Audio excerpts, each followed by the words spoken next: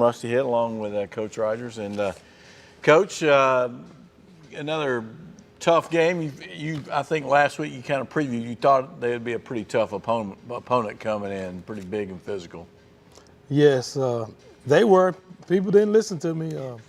35 years of coaching this, but people didn't listen. You don't look at anybody's record. You look at what they do on film and how they practice and how they do things. But I did not take them lightly. I think our kids did, and it showed last night. We had an opportunity to learn a lesson. So prayerfully, everyone will listen to me. Well, I'm sure that got their attention for sure. And you had, the game started out, they did a pretty good job just extending drives. They really were effective. At times you had them in third or fourth down a few times, and they were able to sneak that H-back out and really did some damage early on with him. Well, they kept us off balance, and I knew that from the previous games that they would come out and do something differently. And we did show them that in our situations, that they would come out and do something differently, throw some screens and things like that. I'm just disappointed in the way we responded to the things that they did differently. We didn't respond in the correct way, and it kind of got to us. And that's what's going to happen when you have a young team that's not there yet. But we are working to get there. We actually had those routes and things covered the previous play, but for some reason we decided not to cover the H-back, and if we would have covered him, we would have been fine. But we didn't, and we're going to work to get better at it. Well, you made some adjustments there. They had a couple of drives where they scored on right off the bat, but you really made some adjustments in the second quarter and did a good job holding them, getting some stops, getting the ball back, and giving yourself a chance. And just really difficult when you weren't able to move the ball offensively and extend drives. Yeah, I was proud about the kids with the halftime adjustments. So we did come in at halftime. We made some adjustments, and our kids responded well on the defensive side. Again, offensively, we are in a position that we're not where we want to be right now, but we are working hard and diligently to fix those mistakes and come up with the game plan that can get us in the end zone. Well, and I know you go to the second half, and it was a different game. It did seem like, other than you fumbled the opening kickoff, got yourself behind right off the bat and gave us the score, but you came out, you got the long touchdown pass, you were able to force some turnovers, you got the big sack fumble, strip sack, looked like you were going to have a defensive score and get it to the one. And again, sign of a young team that just couldn't get out of their own way a little bit with the motion penalty, or not getting at the proper package on the field, and then having the 15-yarder on top of that, and puts you really in a bad hole there. So yeah, it's unfortunate that we actually practice these situations, and when I say we're not there yet, it's because of young team and inexperience. We get out on the goal line, and we're one man short. I would say that was on me and my staff for not having 11 men out there. When things like that happen, the finger points at me and us. So we have to do a better job of those situations and handling them and getting in the end zone. We did score, but we had to take it back. The 15-yard penalty, again, I would say that one's on me.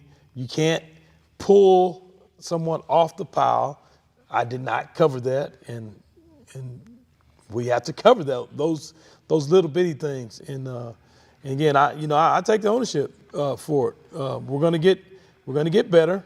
We're going to cover those things. And now I know, hey, you can't pull someone off the pile, and they call those penalties on us, and that's all he did was pull someone off the pile. Yeah, it wasn't a late hit or anything. Right. It just one of those things that's kind of become a focal point, I guess, recently in the last few years. But they call everything on us, but it is what it is, and it's the rules, and we got to abide by the rules. Well, I mean, again, you really had a chance to play yourself back in the game right there. If you score right there, you get the touchdown, you cut it to 24-14, and you've got all the momentum at that point. And so it was really unfortunate, the sequence of events, even if you're at, 1st and 6, because your guy wasn't on the field and he was running toward the line. You're still in good shape. You still have a chance to score right there. So I guess talk about a little bit what you saw from a positive standpoint in the game that you felt some good about seeing some progress in certain areas. Again, I felt great about the adjustments that we made defensively at halftime, and we came out and we executed the defense that's called or whatever we checked to. Again, we got a strip fumble. Probably should have scored on defense, but we didn't. That was a positive. They came out and they played hard. But right now, we are a fragile team mentally. It's all mental. We just got to get over the mental bust and the things like that. And we can't let one bad thing beat us twice. And we're doing that, and we're working diligently to correct those mistakes and get out of our head on those things and continue to execute the play they call or whatever we check to. Well, I thought one guy that had a really good game, and this was even before the touchdown, was Damon Brown. I mean, he was very active defensively. I know he had 7 or 8 tackles on defense and of course, the 78-yard touchdown reception. So talk a little bit about what you've seen from him. I mean, as a cornerback with that many tackles, and they weren't just all him tackling a receiver. I mean, he was coming up and putting some hits on some guys. Well, it starts in practice. Coach McDonald, our defense coordinator and cornerbacks coach, work those guys on the techniques that they're going to see during the game. Damien is a student of the game. You look over there at practice, if we have him to cover, we like to press. They're working press drills, and he's covering his man all the way down the field and not looking for the ball or anything like that. He does a great job in practice. He'll come off and he'll hit you. So it starts in practice. He's doing a great job in practice, focusing on what he needs to do to help this team win. And I'm proud of him for doing that and trying to do his part to help this team win. Well, and Bivens had a lot of tackles as well, and a linebacker. I think he had 12 tackles maybe in the ball game. So you're seeing some activity. Lopez and Escamilla. You're seeing some things that give you hope from a defensive standpoint. Again, that gives you a chance to win ball games. Yeah. Again, when I say we are kind of we're fragile in that we let negative things hurt us. So in those cases where the kids are playing well, they are tending to get outside of themselves and start worrying about things that's out of their control. And then when you do that, things are going to happen to you, and you're not going to play up to your potential. And we just got to get them to where they're individually playing up to their potential, and then as a team, we're all playing up to our potential. Just like the first game, they didn't let negative things happen to us. Cleveland scored first, and they didn't let that affect them. They stayed focused, and they hung in there, and they fought, and then we had some big plays on offense, and then we eventually won the game. That's the team that I want to see, that I'm accustomed to, not the ones that individually start breaking down and start worrying about other things and the negative things that happen. Well, offensively, you went mostly full-time with Terrell Lewis at quarterback. How would you assess how he transitioned over to playing full-time quarterback and what you saw from there. I think, watching the game, what you would see is you'd make some nice plays, and then you'd have some negative things that kind of took you out of the opportunities that to extend drives. Well, playing full-time quarterback, he didn't have the foundation of the offense down, so we had to basically check back and let him come to the sideline and get the plays and things like that. That's from not being over there full time. When we just have packages and things like that, and things that he knows that he's going to do, we're great at that. It's just we got caught up in a time crunch with him going full time and not having all the packages and all the plays in, so we had to slow down and give him the plays and get that information in to the offense. So that kind of hurt us, not being able to have him full time all spring and all year. Not to make any excuses. It's just what happened. Well, you were, again, hoping to have him full time on defense, where he's fantastic and done a great job for you. And again, being a little shy on depth, it forces you to use guys both ways, and sometimes it creates those opportunities and or disadvantages for your team where they're not as prepared because he hasn't had that time yet.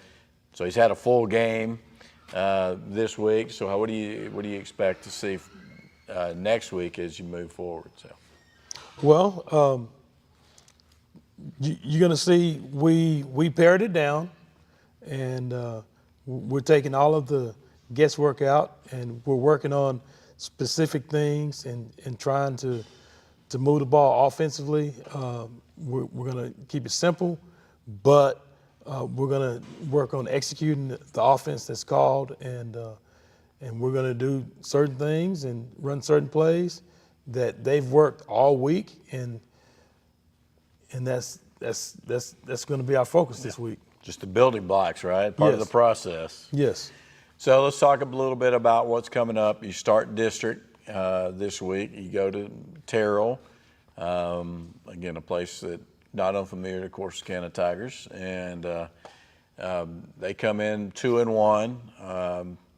So I don't think you have to worry about record getting it in their eyes. But I think tell us a little bit what you saw when you watched the film and about how you're going to attack them and what you have to be careful of.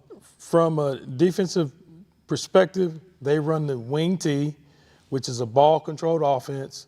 They are satisfied with 3 yards in a cloud of dust, and we have to control the line of scrimmage, and we have to tackle the backs. We can't run up there and just try to knock them down. In 5A, D2 football, you're not going to knock guys down. You got to wrap up and you got to tackle. So defensively, we have to control the line of scrimmage, and we got to tackle it with the linebackers, and the secondary have to tackle. They want cornerbacks and guys that's not used to tackle, but we tackle. Everyone on our defense tackles. So their defense, they want to keep everything in front, pretty much 8-man front, and they want the game short and them hopefully, grinding out and getting some scores early and keeping you behind the chains. We want it to be a 4-quarter game. I want it to be a 4-quarter game, just like the first game. That's from a defensive perspective, but it's going to be a fast game because they love to run, and guess what? We're going to run the ball as well. So the game's going to go by fast. Well, and the thing is, with going up against a wing T, that's really assignment football, right? You got to know your assignment. Don't get sucked into fakes or what's going on. If you got the pitch man or you got the dive back or you got the quarterback, it's your job to be there, and that's what makes that an effective defense against that, right? Yes, you're correct. It's assignment football. With wing T, they have their basic plays, but they try to dress it up with different formations and things like that. I think our guys have an understanding of the basic plays that we want to stop out of the different formations and things like that. So we're not going to get caught up in the smoke and mirrors.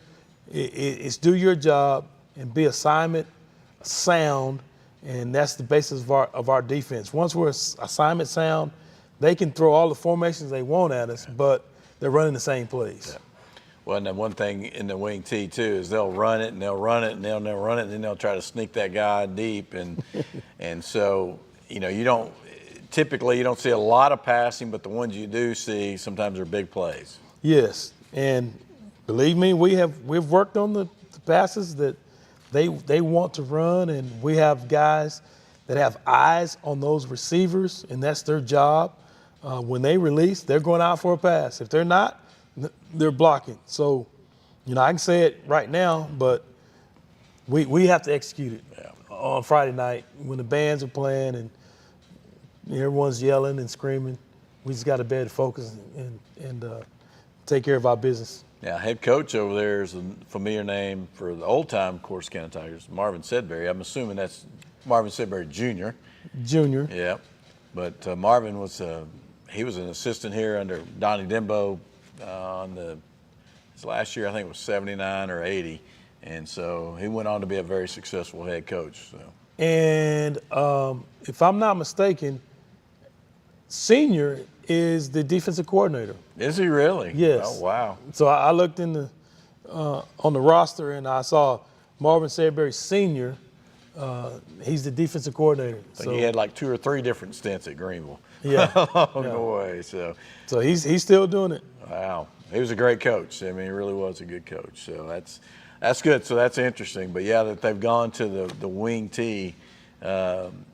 As their quarterback is somebody that I saw play baseball. He was the center fielder, Lefty. leadoff hitter. I mean, he was a good solid player. So good athlete. So. He is. He's a good athlete, and he runs the offense well. He's a lefty, and he can operate that offense. Well, that's really the key in that is that quarterback making those right decisions on every play, on who to get the ball to at the right time, and if you have somebody that can run that offense well, it's a very effective offense. So what's the preparation like this week as you get ready for this first district game?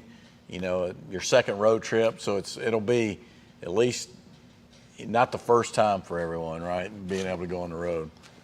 Yes, sir. We had an opportunity to go to Waco and travel, so we got that out the way. It's the start of district. Everyone is 0-0. That's the first thing I told them. We're 0-0, and we prepare in practice to win football games, and we need to focus on doing our jobs that's going to help us win that football game. And, it's my job as a leader of this program to get them out of their heads and to get them from thinking about losing, but let's do what we can to win the football games. Let's prepare to win the football games, and let's focus on what we need to do to win the football games. And, our mentality is from 4 to 6, we give a relentless effort. We're going to go +2, and we want to have a competitive spirit in everything we do. We want to compete. We want to compete to win. Well, and again, it's a challenge at times to get that mindset changed. One, you got a young team, as you said, and 2, haven't won a lot of games over the last couple of years here. So it is that challenge to get the understanding of what it's like, what it is, what it takes, all those things to win a ball game. Yes, it's very challenging. I always tell them, hey, you guys have PTSD, post-traumatic stress syndrome from as soon as something bad happens, they replay that image over and over and over. We have to erase those images, and I told the staff we have to be relentlessly positive, but hold them accountable for what they do. So this week there was a bunch of up-downs. There was a bunch of push-ups, fingertip push-ups when we didn't do things that we were supposed to do, and I just wanted them to understand that we mean business. We need to focus on what we need to do to be successful, and get out the negative, and let's buy into what we're trying to do in this program. Well, I know if they do that, they'll be successful, and I know you're not going to give up until it's done. So. Oh, most definitely. Not going to give up. There's no give up here. Well, Coach, good luck. Let's get off to a winning start here in this first district game. Yes, sir. Thank you. Eugene Rogers, thanks for joining us here on the Coaches Show. We'll be back with a pregame show after this.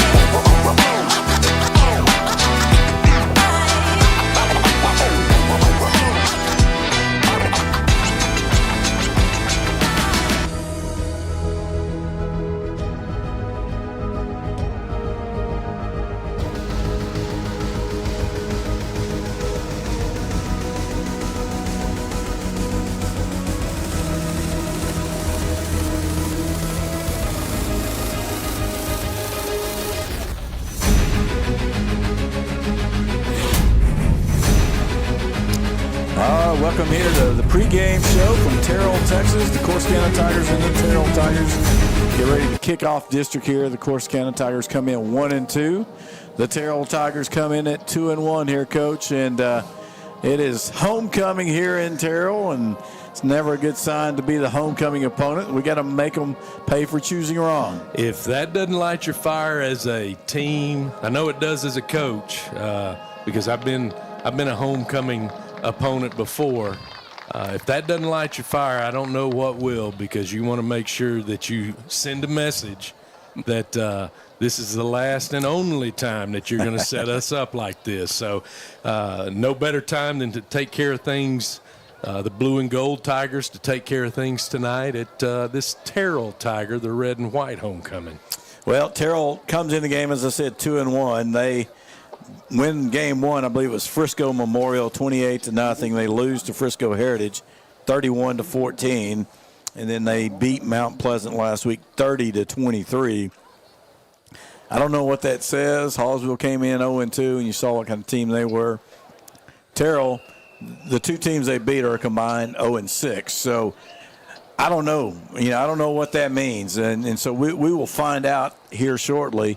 But we do know, if you watch the Coach's Show with Coach Rogers, right, it's a wing tee offense, which if you're familiar with football at all, it's a little different. It's a gimmick offense these days. It used to be a core offense back 70s, 80s, and 90s, mm-hmm. and it really works very well if you got a quarterback that can be that trigger. And I know you went out and did a little research on this, so tell us what you saw when you're watching some film. Well, they've got the backs and their quarterback as well. They've got the speed and the ability of their backfield to really excel in this offense. Example being their first game and their first win, they ran for 388 yards, 0 passing yards.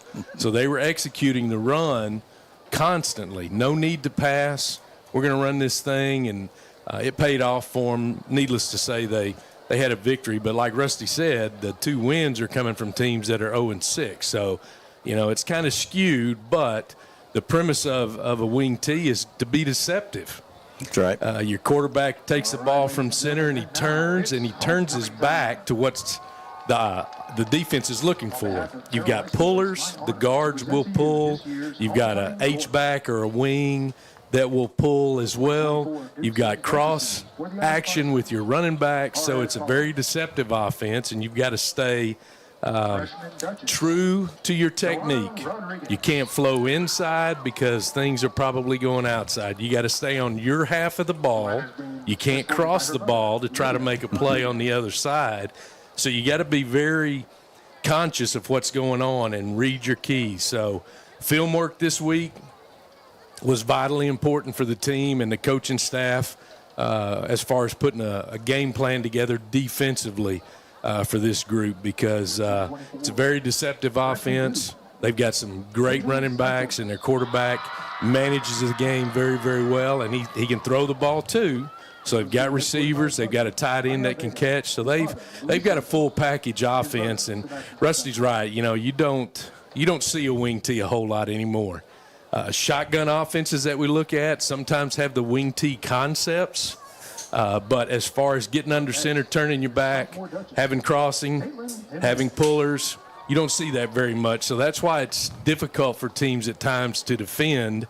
So Tigers, the blue and gold Tigers, have their hands full tonight, and they've got to follow the keys. They've got to take care of their responsibility, and they don't need to be moving inside or moving across the ball. They need to take care of what's in front of them. Well, and you can't, in this offense, you can't be trying to follow the ball. You gotta do what your assignment is. Whether if your assignment is to take the dive back, you got to take the dive back. If your assignment is the quarterback, you stay on the quarterback or the pitch man or whatever. Get to your spot and make that play, because you start getting in, and about that time, then the reverse comes. They toss it back, or they step back and throw it deep because your cornerback's cheating in with his eyes. And so all those things happen. And, again, growing up, when we grew up in the 80s, option football was something that was pretty regular that we saw. So you had to – this is a similar kind of concept. And, just think back to the good old days of the wishbone or the veer. Oh, yeah. There's some of those concepts in there, but really it is all about that trigger guy. And especially then if you got a good fullback, the dive back, those things really make it go. And then they use that speed to get outside. Well, and a lot of things can happen to you in your space as far as the defensive tackle and even our ends. They're going to get trapped a lot. And your technique is vitally important in order to defeat those pull, kick out, trap blocks. As a defensive lineman, when your guy blocks down, you got to get hands on him, and you can't work up the field because that's what they want you to do, so they can trap you and kick you out, and then the running back runs right in behind that. You've got to hit your man, and you've got to squeeze it tight, stay along the line of scrimmage or just on the other side of the ball, and be able to either, however the coaches are teaching it, either stuff it with your inside shoulder or take your outside shoulder that I've talked about before and spill it and hit the inside leg, because what they want to do is they want to kick you out and the running back runs right off the kick out block. So if you spill it and get your head and body inside, he can't run there, so he's going to run into a pile, come back out. Hopefully by that time we got 9 hats ready to go. So technique is huge. You can't, like Rusty said, you can't follow the ball or think you know where the ball is. You've got to stay at home. You've got to be a little slower in your pursuit to make sure you know where the ball's going. There's numerous keys that you can see on film that deal with a back, heavy on his hand, light on his hand, offensive linemen, whether they put their offhand up high, that means they're pulling, or if they get it down low, that means they're pass blocking, whatever the case may be. But there are cues and keys that we can watch from their offense that can give us a heads up as to what to expect. So, well, after you've had this education and on technique on defensive football, let's talk about the other side is the offense. And, of course, the offense has been a struggle for the Tigers, except for the fourth quarter in game one. We haven't scored a point in the first half of a game yet. And it's going to be a little different struggle again tonight. My understanding is Turtle Lewis is not available. Apparently he was sick all week. And so that means you got a new starting safety, and you got Jabraylon Jones back in at quarterback, which, again, young guy with potential. But Turtle, is just that senior guy who's a little more aggressive running the ball and gave you some sparks there.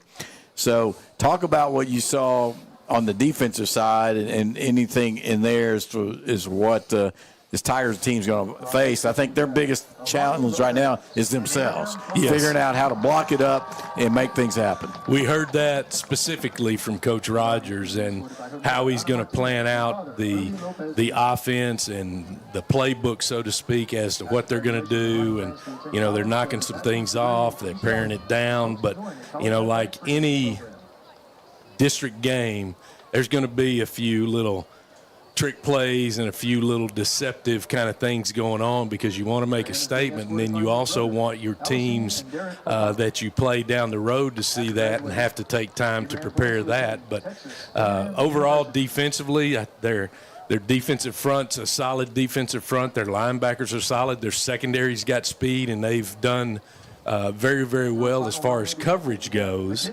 And that seems to be one of our issues at times when we have defensive backs that are really good in coverage.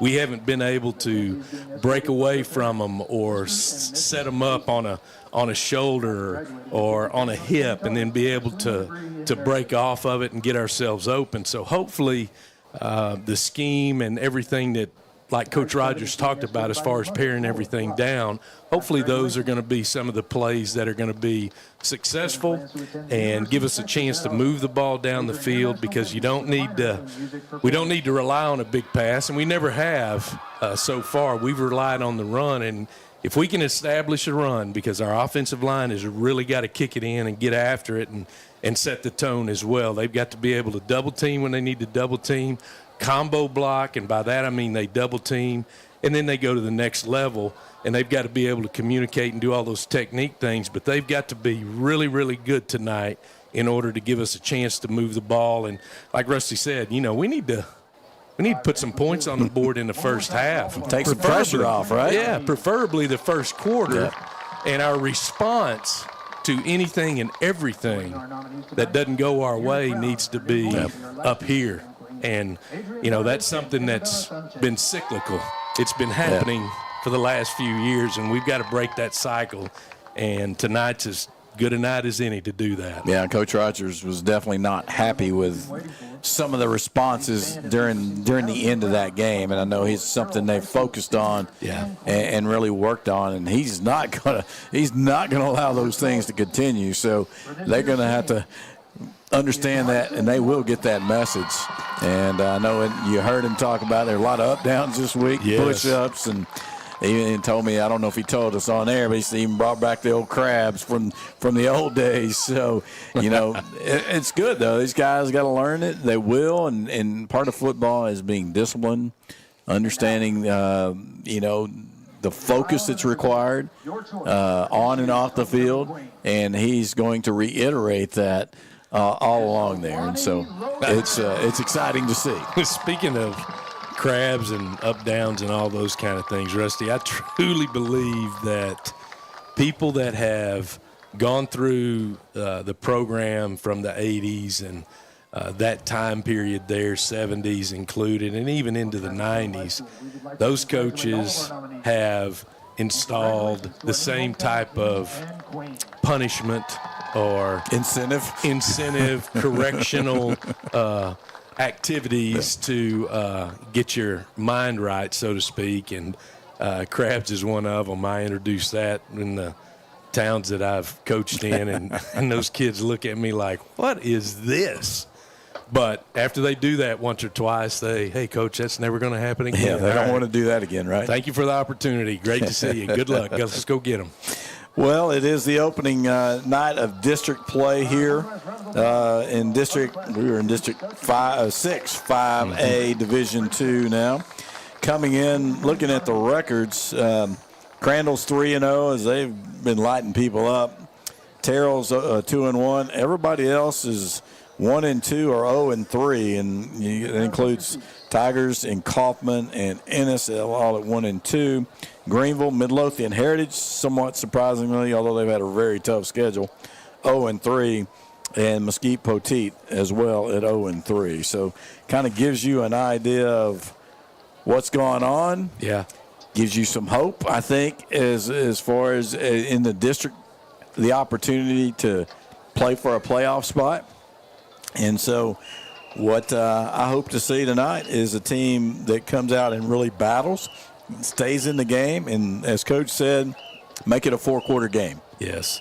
And he also said, hey, we're 0-0 right now, and they've played season 1. They've played their non-district schedule, and that's all well and good. We learn from it, and it's a build up to today when we begin season 2, our district season, and this is like the first game of the year. It should be, and there should be an excitement from the players. I know the coaches are fired up because they wiped the clean slate, and here's what we're going to do, and let's go get it. And all the things that they've been doing that lead up to tonight, they hope will pay off for them with a big victory. They've got to be able to handle the highs, and they truly have got to be able to handle those lows. They've got to, when a low hits, they got to forget about it, flush it, push it back in the back of their mind, and get back up on the positive side. And that happens from everybody on that sideline. It just doesn't happen with one guy. Of course, we want that guy to know that I'm not letting that happen again and not dwell on it, but those that do, they need that support from their teammates. The coaching staff has probably really talked a whole lot about that. So that focus hopefully is going to carry over into the game, because this game's not going to be perfect for any team. But being able to handle those tough times is going to be the difference maker. And they did that in game 1. Oh man, because they had some issues early on. They got down in the second half, and they responded extremely well there in the fourth quarter. Yes. And so what we need to see is a little bit of that spirit, that competitive spirit, that fighting spirit, and not let things get to them. And I was really impressed in game 1 that they were able to do that. You could see all the off-season work that the coaches, Coach Rogers had instilled in his guys. And then over in Waco, man, that's a game we should have won. We were a better team for the most part, or a fairly even team, but we just couldn't get out of our own way on offense that night. And so I'm hopeful that tonight we don't have the penalties, we don't have the turnovers, and you don't have, you get 5 or 6 yards on first down and then get tackled in the backfield for a 3 or 4 yard loss. Yeah, and hopefully the offensive game plan that they've created is they're able to excel, and they're able to run those plays without having to think a lot and second guess themselves when they get lined up. And hopefully paring it down they've been able to focus more on specifically, here's what we're going to do, and we're going to stick with it, and we're just going to keep plugging away at it, and eventually some good things are going to happen. So the execution piece, defensively with this offense that we haven't seen so far in our previous 3 games, and then just the offensive execution and the just grit your teeth and, go get it kind of attitude that they need to have offensively. Hopefully that shows up. Defensively, we handle our things, and, special teams, it'd be nice to have a punt return for a TD, kickoff return, block a kick. There's all sorts of things that we can do to help ourselves along. But then on the other side, we want to make sure we don't get a kick block. We don't get a punt block. Don't fumble a kickoff return. Don't fumble a kickoff return. Don't let them return one. So, we're beating that horse down. But all those things we'll probably continue to talk about as the season goes on, because it's a new program. The kids are still working to gel, and hopefully this week has been a productive week, and they're that much more closer to being a team of one. All right, we're getting close to kickoff here. Let's go over the rest of the district schedule here. As we're in an 8-team district, so everybody plays every week. So when you have your bye week, everybody be on bye the same week. So here we go as Kaufman starts out over in Ennis. They're playing against Ennis. Poteet will be at Crandall. And, of course, we're at Terrell. And then Midlothian Heritage is at Greenville tonight. So that is the district schedule. Got some local schedule. Mildred is at Clarksville. They're playing at Texas A&M Commerce on the big field. Okay. So, and Mildred's off to a great start at 3-0. Dawson's at Kearns, 2-1-2 teams. Blooming Groves at Valley Mills. Both teams are 0-3. One of those guys will get their first win. And Bishop Lynch is at Rice, who starts out at 1-2. So that's the district and area schedules for tonight. And we are about 5 minutes away from the opening kickoff right here. We're going to take a break before the opening kick. We'll be back with the opening kickoff. Stephen Nutt will be on the sidelines for us tonight as Chuck could not make it. We'll get down to Stephen when we come back. But this is Corsicana Tiger football on Tiger Media Productions, Adam. All right, Tiger Media Productions here on YouTube and on the stream. So we look forward to getting it started. We'll take a couple of minutes here, and we'll have the opening kickoff coming up after this.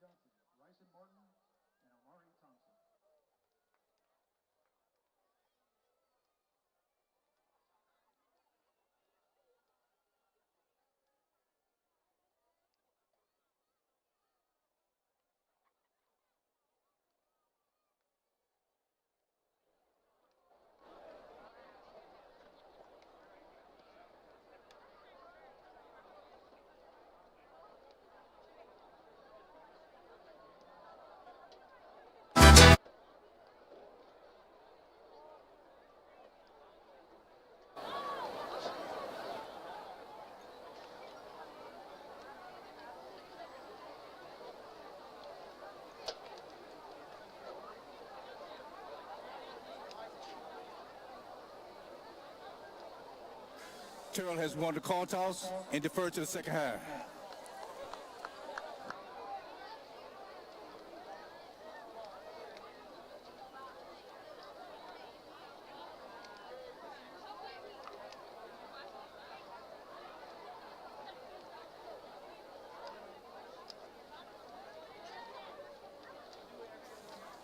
Corsicana have elected to receive.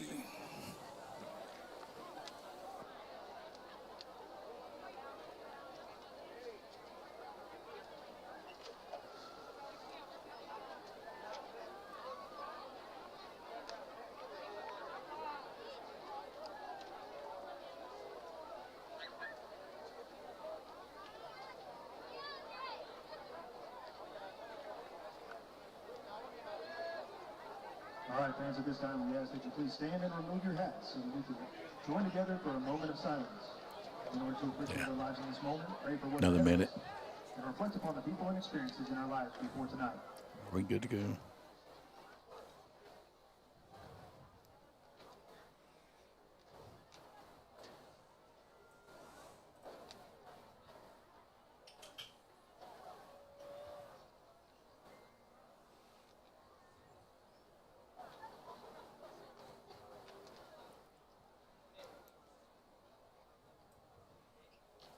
Thank you. Now, fans, please remain standing and direct your attention to the north end of the field as we honor America and our former military service members and those currently serving at home and abroad. Please join in singing as the Terrell Tiger Band plays the national anthem.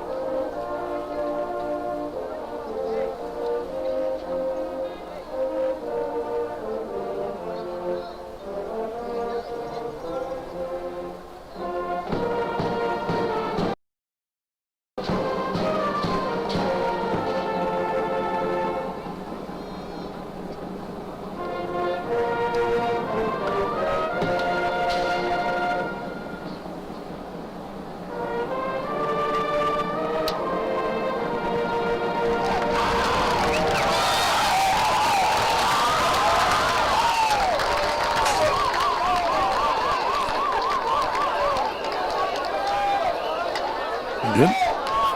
All right, welcome back here as we get ready for the opening kickoff.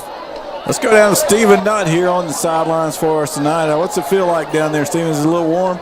It was warm when I got down here, but it's starting to cool off just a little. I found some shade when I got down here because I think it was about 100 degrees in the sun. But you can tell some of the Tigers have their shirts, pulled up, trying to stay cool themselves. But this turf gets a little bit hotter, so I know that they're hoping it will cool down quicker. Yeah, it's going to retain a little of that heat for a little bit, but the good thing is right now, at least when the sun goes down, it is kind of cutting a little bit, a little cooler. But Tigers, I guess Terrell won the toss. They deferred, so the Tigers will start out on offense here as they go back. Damon Brown looks like he's going to be in the center. Mark Brown will be on the right side, and I believe that's Marquise Cooks over there on the left side. So we will get this opening kickoff going. Well, before we get that kick going, let's give the Corsicana connection to Terry. Marvin Sedbury Jr. is the head coach, and his father, Marvin Sedbury Sr., is the defensive coordinator. Well, when Rusty and I were in high school, Marvin Sedbury Sr., Coach Sedbury Sr., was on the high school staff, and after the 1980-81 school year, he moved with Marty Criswell up to Denison. But there's a Corsicana connection there. Yeah, I believe he was secondary coach, right? So, yes, he was. And sure was. And he went on to great success in Greenville. I think he coached there 2 or 3 times, and I think he won a state championship. And there's the opening kickoff. Fair caught, and that's going to be caught at about the 24 or so. That's by Pete Ruiz.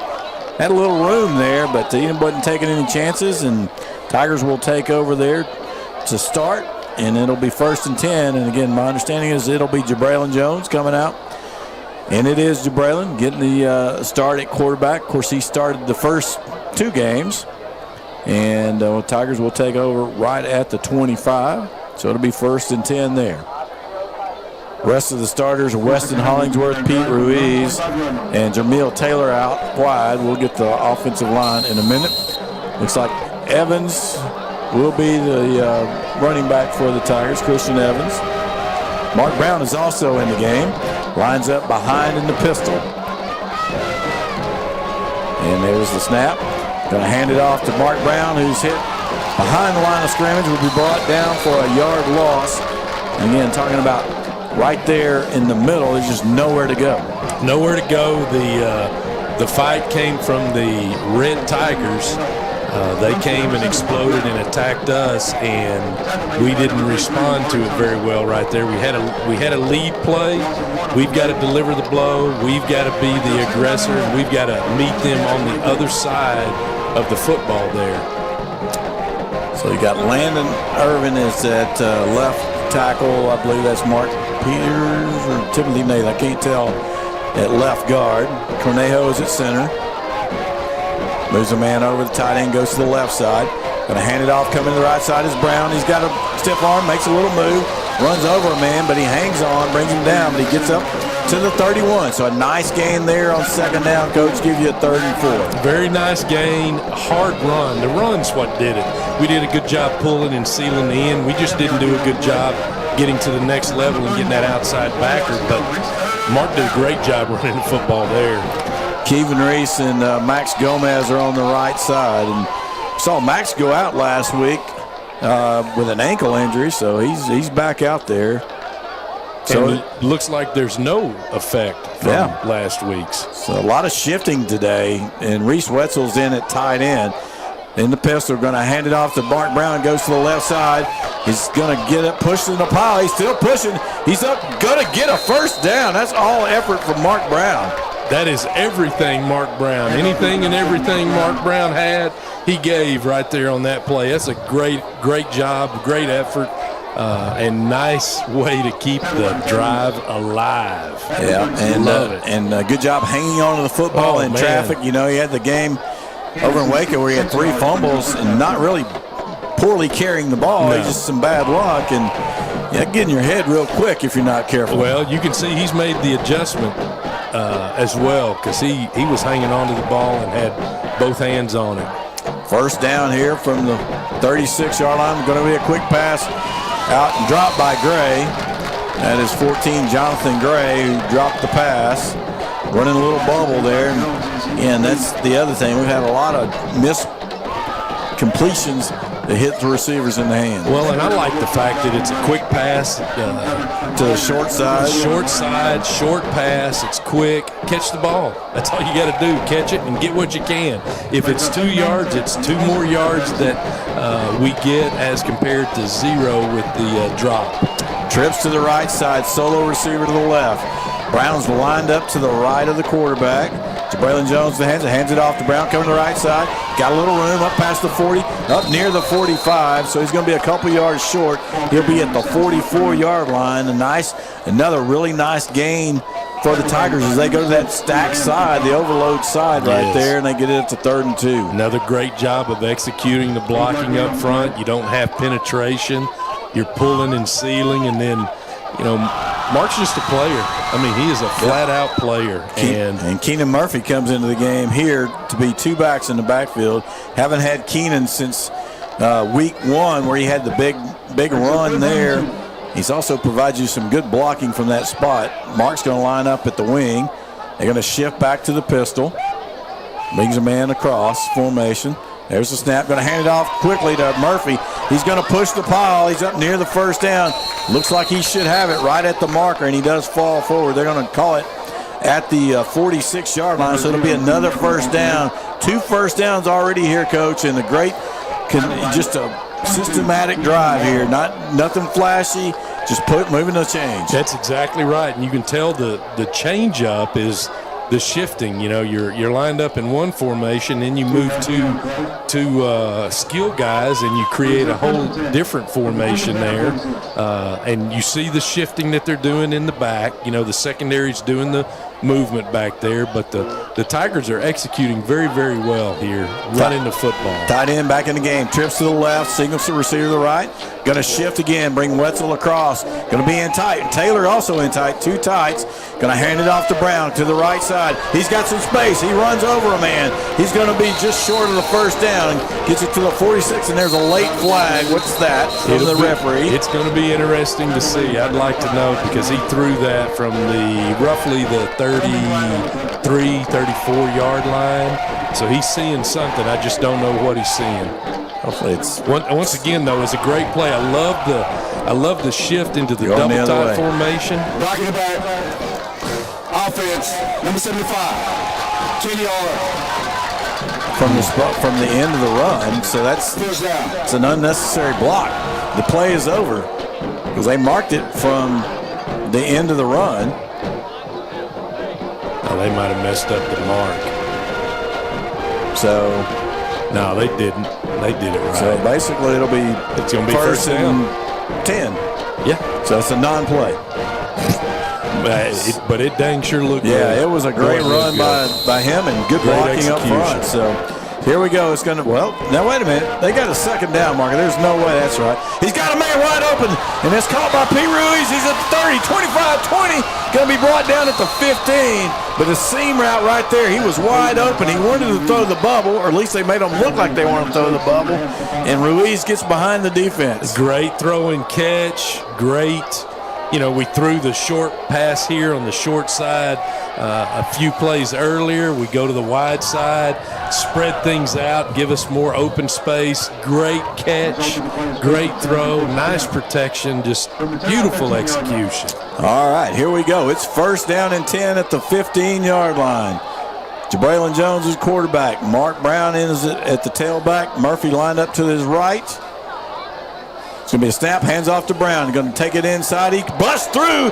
He keeps going. He's going to have a first down. He's going to be brought down at about the 2-yard line. First down. That's 4 first downs for the Tigers on this opening drive. They only had 1 in the first half last week. Mark is hitting the hole full speed. Yes. There's creases there that he's fitting through. He's lowering his shoulders, and he's running very well. So, come on. We moved a little bit. First and goal here from the 2. Should come back to the 7. Darn. On the offense. Yeah, we can't. That's back to the First down. status quo right there, and we can't do that. We did that. Yep, Landon just got a little excited right there. And so, you know, what a great drive here. We got to finish this thing off. Yes, absolutely. Absolutely. Got Mark's running over his pads, and he's got that forward lean. He's falling forward. He's delivering the blow. That's an old school Corsicana tailback look right there. Sure is. So we're going to have 1st and goal from the 7 here. Jabraylon Jones in at quarterback. Just completed a long pass to Pete Ruiz. Mark Brown's lined up to his right. He's going to look back to the left. He's throwing the corner out to Ruiz. It's caught. Touchdown. And it's a touchdown. Yes, it is. Yes. What a best pass of the season maybe right there from Jabraylon Jones to Pete Ruiz. Over the shoulder catch in the corner of the end zone. Jabraylon stays in there long enough because they brought the safety up or that outside backer up, and they brought him off the edge.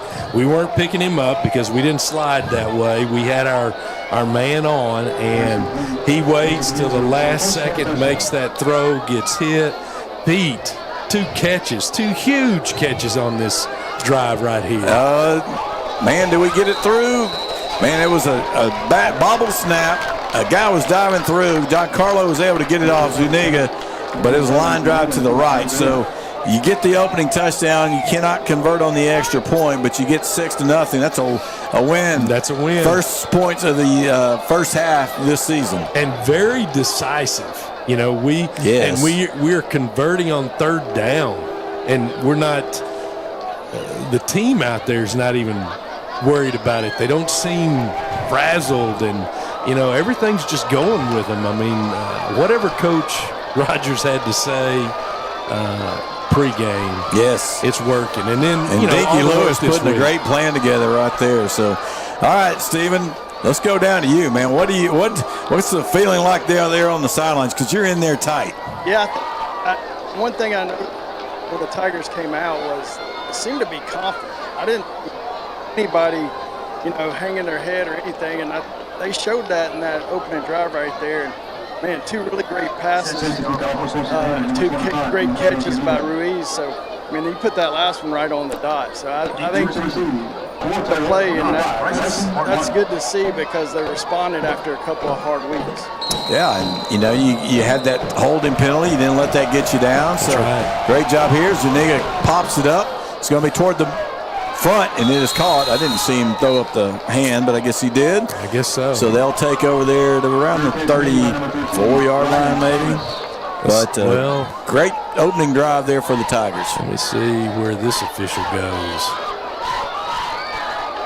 That drive was there we go, 34. Okay. It is. That drive was a 75-yard drive, and 9 plays, and it took almost 6 minutes, 5 minutes and 55 seconds, and that is a great scoring drive there. You converted on. That's huge. 4 first downs plus the touchdown, and that is what we have not seen. You complete a couple of passes, you move the chains, and you really don't have a lot of negative plays other than a couple of small penalties there. Now let's execute defensively. So here we go. Cooper Kinnemer is the quarterback. He's lined up in the wing tee. He's going to hand it off to the running back coming across. He's got a gap, and that's running back is Ambers Tamayan.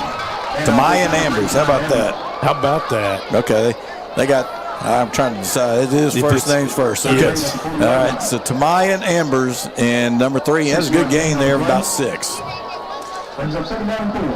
And they do, Terrell does the old school, you know, the coach calls the play, the receiver runs it in, calls it, and then he goes to his position. That is old school. So it's classic 1980s right there. Like Coach Rogers said, you know, it's going to be a quick game when they run so much off the clock. They're running the slot tee now, and they're going to fake the handoff and they hand it inside, fake the pitch and hand it off inside. Will be a first down to the 45 right there. And again, that is Ambers on the carry. And again, you fake that pitch and hand that quick handoff inside, and they got a little crease in there. Got to hold your own in your spot too. You can't get moved. You can't run up the field. You can't over pursue. You've got to be strong and stay in your area right there, because when you go upfield or get moved, you're opening more space for them. All right, here we go. Going to toss back Going to run it up the middle, and he's got room. This time it's number 4. The running back is Johnson, Cordrick Johnson. Another nice gain of about 7 there on first down. I'd love to have known what Coach Rogers and the defensive staff had come up with as far as what keys linebackers are watching, because you're pretty much on your front 4, you're pretty much just playing the release of the lineman. You know, if he blocks down, hit him, squeeze, and that kind of thing. But I'd love to have known what the tendencies were here. All right, here we go. Tigers playing about a 9-man front right now. And we got lined up in the offset. Going to hand off to the wingback coming the other way. Got a hand on him. Good job initially there by 31 of the Tiger defense. That's Josiah Lopez, the right defensive end. Held him up for his friends to come around. Kept him to a gain of about 1. Walker came in. No gain, excuse me. Yeah, Walker came in and finished things off along with a couple of others right there. And you see now the power trap, you know, because the quarterback will get in there. So they've got 3 blockers just, and I'm all into the, hit them below the waist and stack that stuff up and not get pushed out of it. So hopefully we'll be able to stop that little power trap right there. Point out no Bivens in the game. Dropping back to pass, looking over here, trying to hit the big tight end. Keandre Johnson is unable to bring it in. He is a commit to Arkansas. Good-looking player there. And it'll bring up 4th down. They're bringing another, looks like, unit on the field. See if this is a punt. And looks like they're lining up to punt. On the plus side, you better be ready, right? You got to play safe. You better be ready right here. And the Tigers don't have anybody back. Deep. They're going to let him kick. They're going to try to get him to kick. They're going to play defense. And it's a short up back. There and it it's is. number 5, and he's got a little room, and he gets outside. He just out-athleted us and got us out there, and that is the homecoming king, Martin Ryson, on a great run right there. Tigers were ready for it. They just made a play and did better job than we did. Yeah, we just didn't come up off the edge out there strong enough, soon enough, fast enough, confident enough. We just didn't get there. But, it's easy to already know, hey, these guys are going to do something here. And they sure did. Well, Coach Rogers did not like what that was. He was out on the field having a discussion with somebody. So. Yeah, he didn't. Yes, he just did not enjoy watching that, because that truly was just a simple play. Get up there and make an angle tackle, and it's done. So here we go. Tigers basically playing a 5-man front. Going to hand it off inside, and he got a lot of room, and he falls down as he's trying to cut it outside. And again, that time is Cordrick Johnson as he gets through there, and a good job at the point of attack creating that hole. Yeah, just a simple trap, and I talked about it before. If that you might have an influence. I didn't talk about that, where the guy over you blocks out, and that makes you move out, but still you've got to be able to get inside and really fight and just be physical to cut that off. 2nd and 6. They're going to hand it off to the right side this time. And Ambers has it over there. He's going to be short of the first down by half a yard or a yard maybe. He's going to be, it looks like it's a half. So 17 is where he is at. It'll be 3rd down and a short yard, we'll call it. That play right there, you can see the guard or the center that came out and pulled. They're working. They're just working all the way to the outside. I think it was guard. But they just keep working to find that open space, because they see the back of red, they know it's blocked.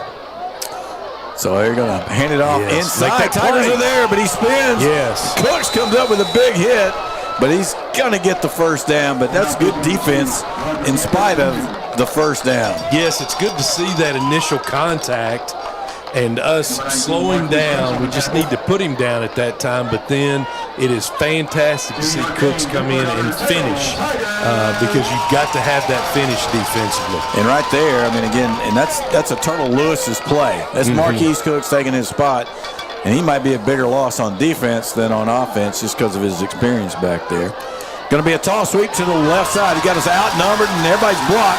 He's going to have his shot. He's going to get pushed out at about the 1. And it is going to be the 1-yard line. And so it'll be 1st and goal. Again, that big 4th down conversion is going to be coming into play. And you had that chance if you just make that stop to get off the field. As First quarter's inside 35 seconds. Tigers up 6-0 with Terrell trying to tie it up and see if they can take the lead. Okay, here we go. This is a little funky looking. Tigers are running guys on and off the field. They're going to take a timeout. But basically, they're lined up in a power eye with the two backs up in sniffle positions, right? That's it. That's all it is. And they're going to – it's the push. Pro stack. It's the tush push. Yep. But the back more than likely is going to get the ball. So Tigers here, what you need to do defensively as a defensive lineman, it ain't about chesting up and shouldering up somebody. It's about nose bear to the crawling. ground, right? Yeah, it's about bear crawling and getting down low and reaching on the other side of the legs of the lineman that you're going through. It's not about being up. It's about being low right here. That disrupts so much because they're not expecting. They won't expect that. They're going to think that they're going to just pick us up, push us back, and score. So it's about being low, and then your second level guys come in and dive over, finish things off. Your outside contained guys are there steady and strong to go be aggressive if it bounces outside. So here we go.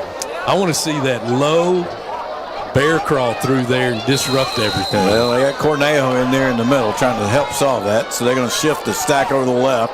Going to hand it off to the tailback. Yes. He is met. Yes. And that's 15.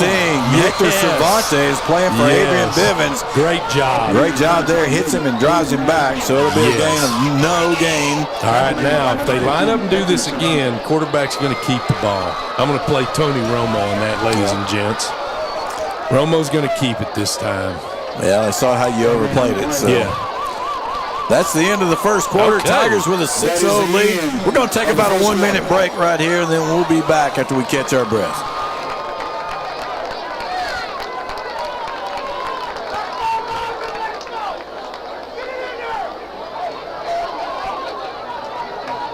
As we end the first quarter of play, the Children's Football Booster Club would like to thank Austin McCormick for providing dinner for our varsity team this week.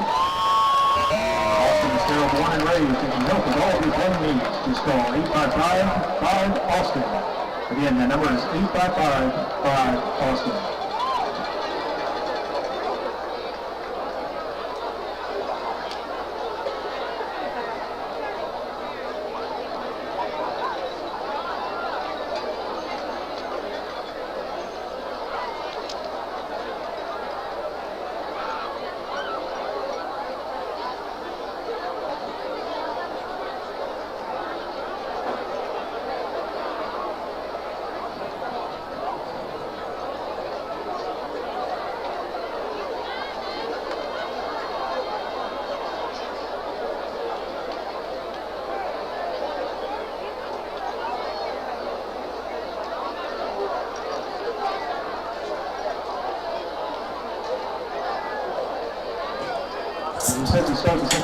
All right, we're ready to go here to start the second quarter. Second and goal here from the 1. They shift the backs over to the left side. Gonna fake that handoff. Quarterback's got it. Tigers in there. He misses the tackle. Gonna throw it to the back of the end zone. Lofted up. It's caught, but it's out of the end zone. Yes, sir. How about that? Good job by Escamilla there, pushing him out back, and the Tigers stayed with the offside guy right there. So good job to. How about that defense, Coach? How about that? I love it. So third down and goal now from the 1. So they tried to power you, they tried to trick you, and you've been able to survive both. You sure have. Now you got to continue. You just have to continue. You got to do it over again. As you probably got to do it 2 more times. As boring as it is, you've got to do it again. All right, they got everybody lined up behind the quarterback. They shift everybody out. Tomfoolery. And they got guards and tackles out wide. And the quarterback's going to sneak it in. Yeah. Man, that's pretty cool right there. Yeah. That, it reminds me of how Michigan would get in their line. Of course, they didn't get all out there, but, that's a credit to the defense there because they had to do some tomfoolery out there in order to get the ball in the end zone. And I felt like that might have been the first time that they've ever done that. They do it in a district game. That's some of the trickery I talked about. So to not have seen that, I felt the Tigers adjusted as good as they could have. Juan Abundis the kick, and his line drive, but it does sneak through.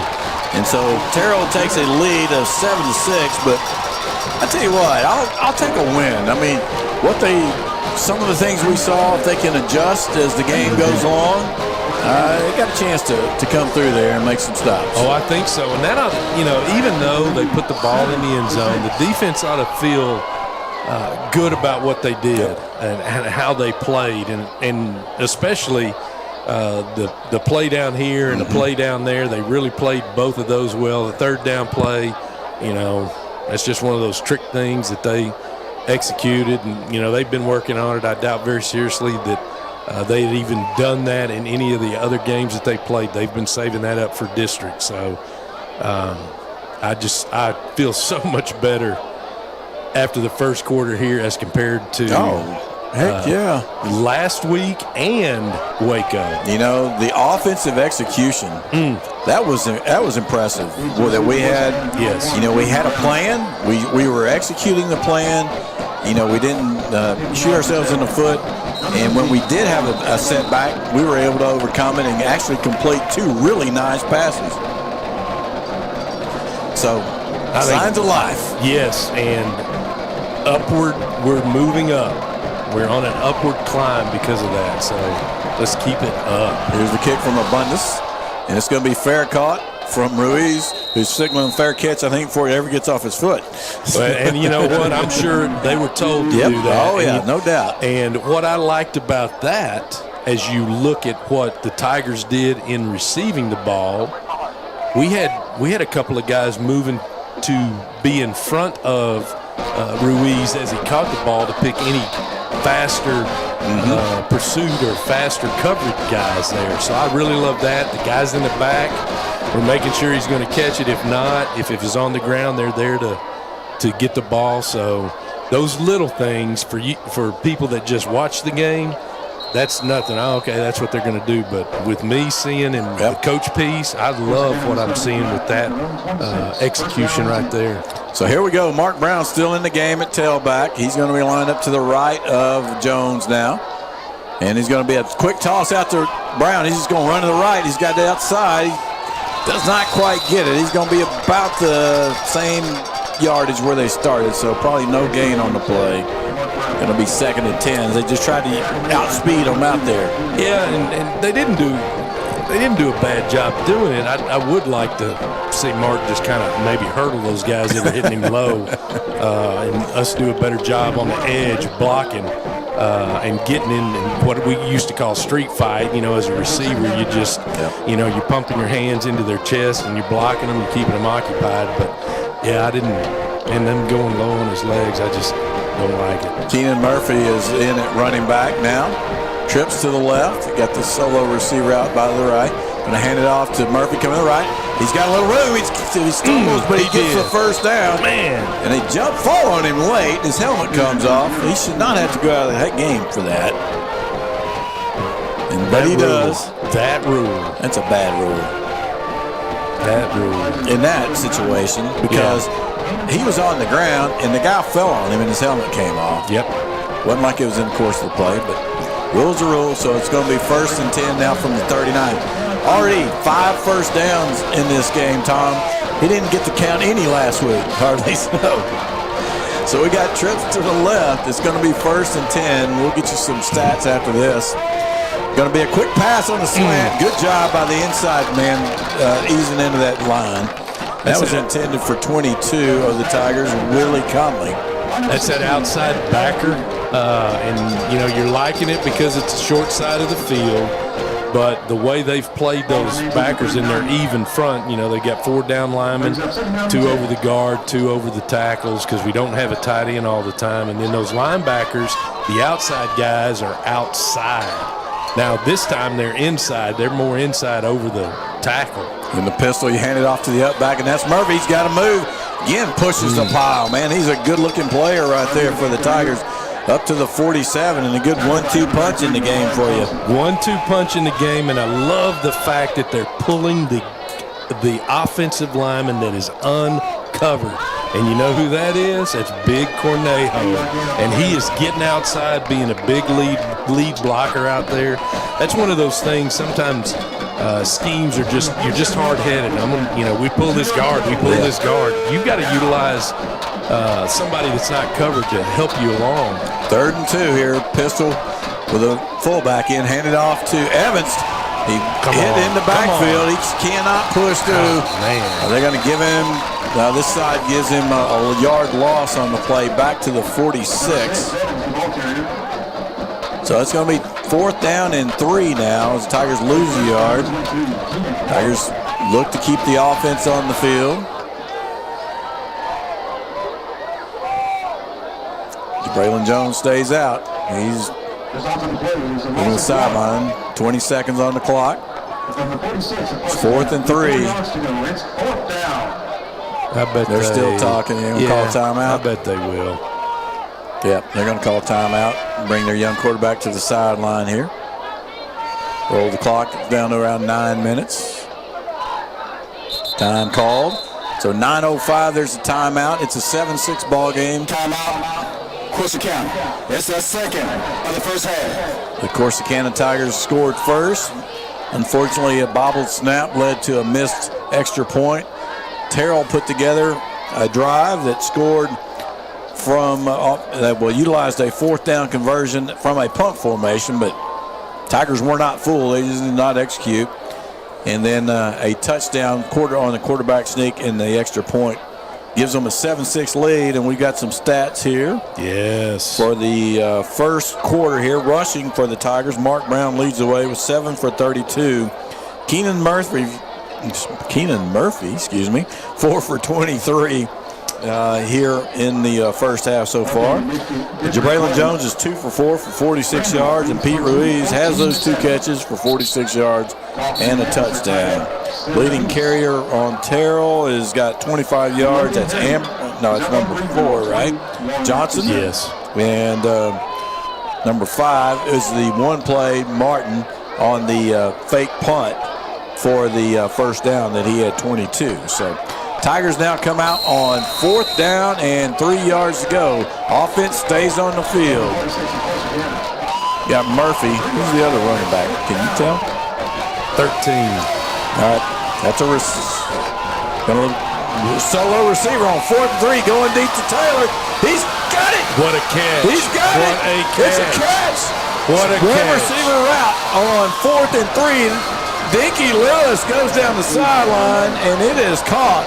And Tigers are pulling everything out here, Coach. And what a half of football for Braylon Jones. Well, that. And Jamil Taylor with a big catch. And he's a good big receiver, and that's tailor-made for him, right? Oh man, and it showed because he reached. He caught it at its highest point. The defensive back didn't. And what a play. God, what a play. First down here for the Tigers from the 26-yard line. Going to hand it off to Murphy. He's finding a spot, and there's nowhere to go here, and he's going to get back to the line of scrimmage for no gain. Yeah, he can't just float outside. He has got to go. He's got to get his pads downhill if he's going to turn it up, and when he turns it up, he's got to go. He can't take 3 or 4 guys just unloading on him. He's got to be able to run through them. And he's a guy who runs with power, so he's got to be a little more decisive, right? That's kind of what you're saying there. Yes, so. Absolutely. So Rusty, the guy that threw that pass? Yeah. Mr. Lewis. Oh, was he in the game? He was in the game. All right. Well, that was Mr. Lewis throwing that ball. How about that? Yes. Well, good for him. And Braylon Jones is in at quarterback. And so we got 2 tight set now. They got time called. Coach Lewis is not happy. He didn't like the way we shifted. Yeah, we didn't shift right. And final timeout of the first half. So that's already all of our timeouts, but use them when you need to use them, right? In the first half. You sure do. So Tigers down 1 as they're threatening to score here. It's going to be 2nd and 10 from your 26. And Tigers pulling out some passes here tonight. They are, and that momentum, you don't need to lose it. Of course, Coach Lewis was was fired up because they didn't shift right or something didn't play out right there. But it's good to use those timeouts. They're there for a reason. Use them up, and then especially now you're in scoring. You're in the scoring range. You cannot give up. 4 down territory right here. Hey guys, on that 3rd down play, Taylor's helmet came off. He had to come off the field, but when they called the timeout, he was able to go back in. I think they knew that play was what they wanted on 4th down all along. Man, how about that? Good job, Steven. Yeah, he's right there. He's right there. He's in the middle, man. You're in the coach's booth right now almost, right? Helping him call plays. So Tigers come out in the same set. They got 2 tight ends. Taylor is lined up as a tight end. That's got to be a pass sometime or another on the seam route. You would think so, yes. So 2 wides on each side. Mark Brown in the pistol at tailback. Jabraylon Jones, the quarterback. Snap back, fakes the handoff. He's looking for Taylor. The safety's there, and it's overthrown. And again, they saw what we saw. They did. That way, Tony Romo, way to make that call and that play call right there. He's not going to throw it inside the hash because that's where the DB is. He's trying to get it over the top, but instead of turning backwards and trying to backpedal, just lean to it and just fade into it and use your long body right there to catch that football. Maybe you turn that into a corner route the way that safety played it. That's it. All right, hands it off to Mark Brown, who hits the hole. Only a yard to go. Now, he hit. The defender paid for that. Yes, that is how you run that football when you don't get somebody, really moving the guy that they're blocking. They're bringing out the sophomore kicker, Giancarlo Zuniga. Going to be attempting a 42-yard kick. That's some confidence in your young guy right there. Yes. On 4th and 9. And deservedly so. I mean, he is a good kicker. I've heard that. Unfortunately, we had to bring him up a year before we expected, but here we go on the 42-yard attempt. Snap is back, holds up, kick is up. It's not going to get there. It's going to be returned. There's a return, man. You got to pay attention here. And this number 5 who had the 4th down return, here's Weston Hollingsworth with a chance. Doesn't get him down. The kicker gets him out of bounds. Good job by Giancarlo.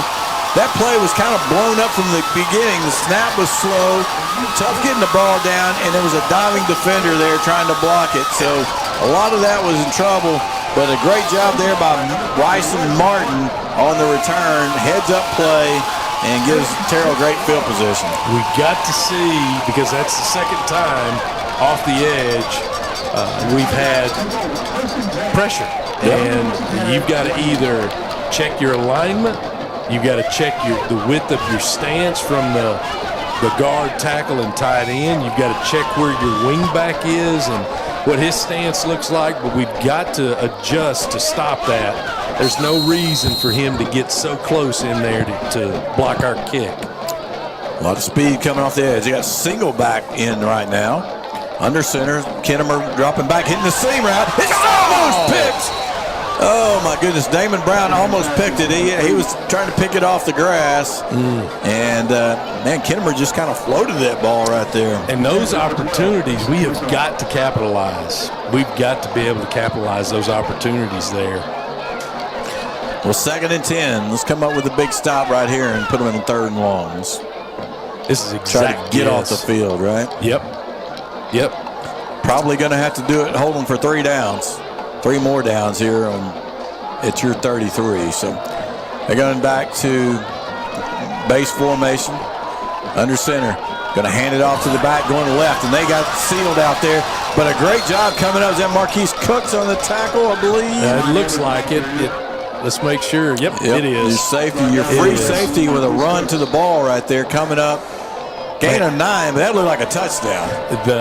There's a great example of just getting washed. We got washed all the way up to the 2nd level. You can't get washed. When you know you're getting double teamed, it's time to drop and create a pile. But we get washed, we go up to the next level, so there's no inside-out pursuit. The linebacker's not able to get there, and it takes Marquise to come from the safety spot to make that tackle. 5:50 and counting here. Going to hand it off into the number 4, Johnson. And he is piled up at around the 20. Looks like they're going to get to 19. It'll be a 1st down. Tigers pushing back, but not before they have that big 1st down. I'll take that. I mean, we fought right there at the point of attack and the line of scrimmage, but we still have to get our pads low, and we've got to create some kind of penetration there to knock some things off kilter for them. All right, you got base formation under center. Toss sweep coming to the right side. Got a little room, but Tigers fill it. That is a great job by Marquise Cooks running that line again. Yes. And he's doing his job right there. He's seeing that, hey, the guy he's watching, the guy he's keying is blocking. He's coming downhill, inside out. That's a heck of a play right there. 2nd and 7 right there coming up for the Tigers. And again, this is like a death by 1,000 cuts, right? 2 yards, 2 yards, 8 yards. And that's the thing we've seen here. Fakes the throw or drop back to pass. He did look like he's getting help. Throws it to the end zone. The tall man, Keandre Johnson, over his head. Not sure he could have got down in bounds, but it'll bring up 3rd and 7. Don't believe they've caught a pass yet, have they, Tom? No completions in the game. I'm sorry. I'm speechless because I just truly felt like that. A Corsicana Tiger, the blue and gold Tiger, the Tiger in the white was getting held on that last play right in front of the referee. I just felt like that was a hold because we were working upfield and past that offensive lineman. All right, it's 3rd down and 7. Here we go. Faxon's going back to pass. Got a little man underneath. It's a running back and a good tackle. It's probably going to be a first down. Who made that? Walker made that tackle. Alan Walker with good closing speed right there to get that tackle. That's just the thing with this offense. It's just enough, right? They get 10 yards in 3 downs. And you've got responsibility. Somebody had that back. When he comes out, somebody's got to contain the quarterback. So you've got responsibilities and just not happen as fast as we like for it. Handoff coming to the right. Frank Jackson going to bring him down around the 5. Looks like they're going to give him the 5. A gain of 4 right there. So, again, man, this clock is bleeding, Coach. It's 3:45. We just started this game, didn't we? Yes, we did. So 3:45 and counting, and it is 7-6 Terrell. They're trying to go ahead. Tigers score the opening kick. Next possession, they take it down, try a field goal, and then it's missed and returned a long way, and Terrell had great field position. Now there's 2nd and goal from the 5. Going to hand it off inside, and helmets come off. We got the ball. It's coming the other way. And that's Alan Walker. No way. What the world? Oh, they're going to blow it dead. I didn't hear a whistle before that. We had the crowd mic on. Yeah, I didn't hear it either. Of course, you got people standing from our vantage point that we can't see exactly what's happening there. Saw a helmet come off from one of our guys. So he's going to go down at the 2. Almost an incredible play. What'd you think, Steven? I didn't hear a whistle either, and I didn't either because they were pretty upset about that they blew that down after the fact. All right. Steven's right on the sidelines. He can hear all that. So it's 3rd and goal from the 2 now. Kenmore with a snap. He's going to hand it off to the crossback, and he's going to get it in. That is Ambers, number 3, Tamayan Ambers on the touchdown. The halfback coming across. Well, you just call that a crossbuck? Crossbuck? Yep. So 9-play drive for only 33 yards, but it took 9 plays. And a big call there on a stop when no whistle was blown. Tigers came out with the ball and had a chance to go a long way with it on a return, and not allowed. There's the extra point. Abundus kicks it, and that's good. That's up and good. Yep. So there's a 13-6. 3:05 to go here. Or excuse me, 14-6 with 3:05 to go here in the first half. Tigers will have one more opportunity. And the thing is, Coach, Terrell gets the ball to start the second half. We need to find a way to do something right here. You can't let them have that double dip on you. We do, and whether it's a field goal or we get into the end zone, we've got to do one or the other. It's really important to do that because our execution of our PAT was very poor. Our execution on the field goal previous series for us was very poor too, I felt, and we've just got to do better at executing that piece, and we'll catch the pooch kick, and then we'll have the opportunity to move the ball down the field. And we've got to be on top of it as an offensive unit and understand that we don't have any timeouts. So we've got to hustle to where we need to be and get set up and get things run. We can't just walk and lollygag around. We got to go get it. But we've got 3 minutes and 5 seconds to do it, and I think we can move the ball down the field because we've done a great job of throwing and catching tonight. This is only the 5th drive coming up in the ball game. Wow. So here's the kick, short approach from Abundance, and it is popped up. No fair catch this time. Ruiz is going to bring it back. Tries to take it to the right. Pretty well covered. Not going to have anywhere to go, and it'll be brought down about where he caught it. So Tigers are going to take over with 3 minutes even on the clock. And if you want to be able to return a pooch kick like that, you've got to make little adjustments. You can make little adjustments with 1 or 2 players as to who they block and how they block it. But then you can be able to execute that and get a good return, but it's got to be something that's in there tight. You can't have Pete run all the way the opposite side of the field right there. You got to have it. It's got to happen quick because their cover team is down there quick. Yeah, it's got to be a quick hitter, right? Yes. You got to try to get a crease. So Tigers are going to spread them all out. They got trips to the right, 2 receivers to the left, and 2 receivers to the right. I believe that's Braylon in the end, back there by himself. And quick throw out to Mark Brown in the slot, trying to actually get him the ball in space. Yeah. And short game. Get lined up. So not much there. There we go. And remember, we don't have any timeouts if you were to need one. So gain of a yard. 2nd and 9. They're going to stay in the empty look. Braylon's going to go over and get some help. He's got 24 seconds. He's going to talk to Coach Lewis. Yeah, and Coach Rogers addressed that, being able to communicate and get things right, so they needed to do that. Dropping back, looking to the left. He's got a seam. C.J. Davis, and again undercut by Caden Valentine, the outside linebacker there. Just got a piece of it, I think. He did. And they're a 5-1 or 4-1 defensively. They've widened those. They've taken let me see if they've taken the backers out. Yeah, they've got DBs. No, they're working those backers wide, especially on the trip side. And right here, if Turtle was playing, I feel like you could run a quarterback draw in out of that empty. Yeah, you sure could because they're a 4-1 right there. Now they bring a backer in to make it a 4-2. Yeah, Brown's in the backfield here. They're going to hand it off to Mark. He's going to make a move. Going to be hit again by Valentine, who's made a nice series here. Going to get to the 35. But I tell you what, there's 2 minutes left. I can't believe they're not going to take a timeout. There they go. So they are going to take a timeout with 2:05 to go. Going to force the Tigers to punt.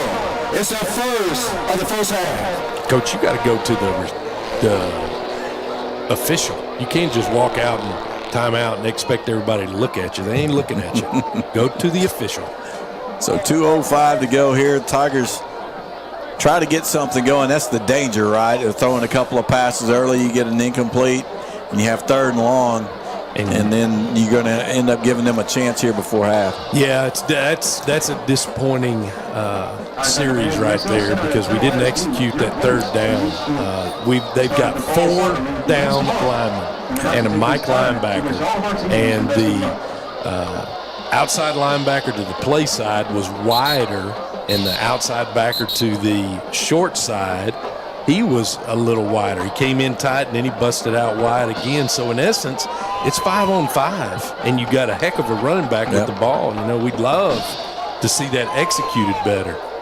So, Tigers going to line it up in punt formation, and he's sending somebody off the field. Why is he sending him off? I don't know why he's sending him off.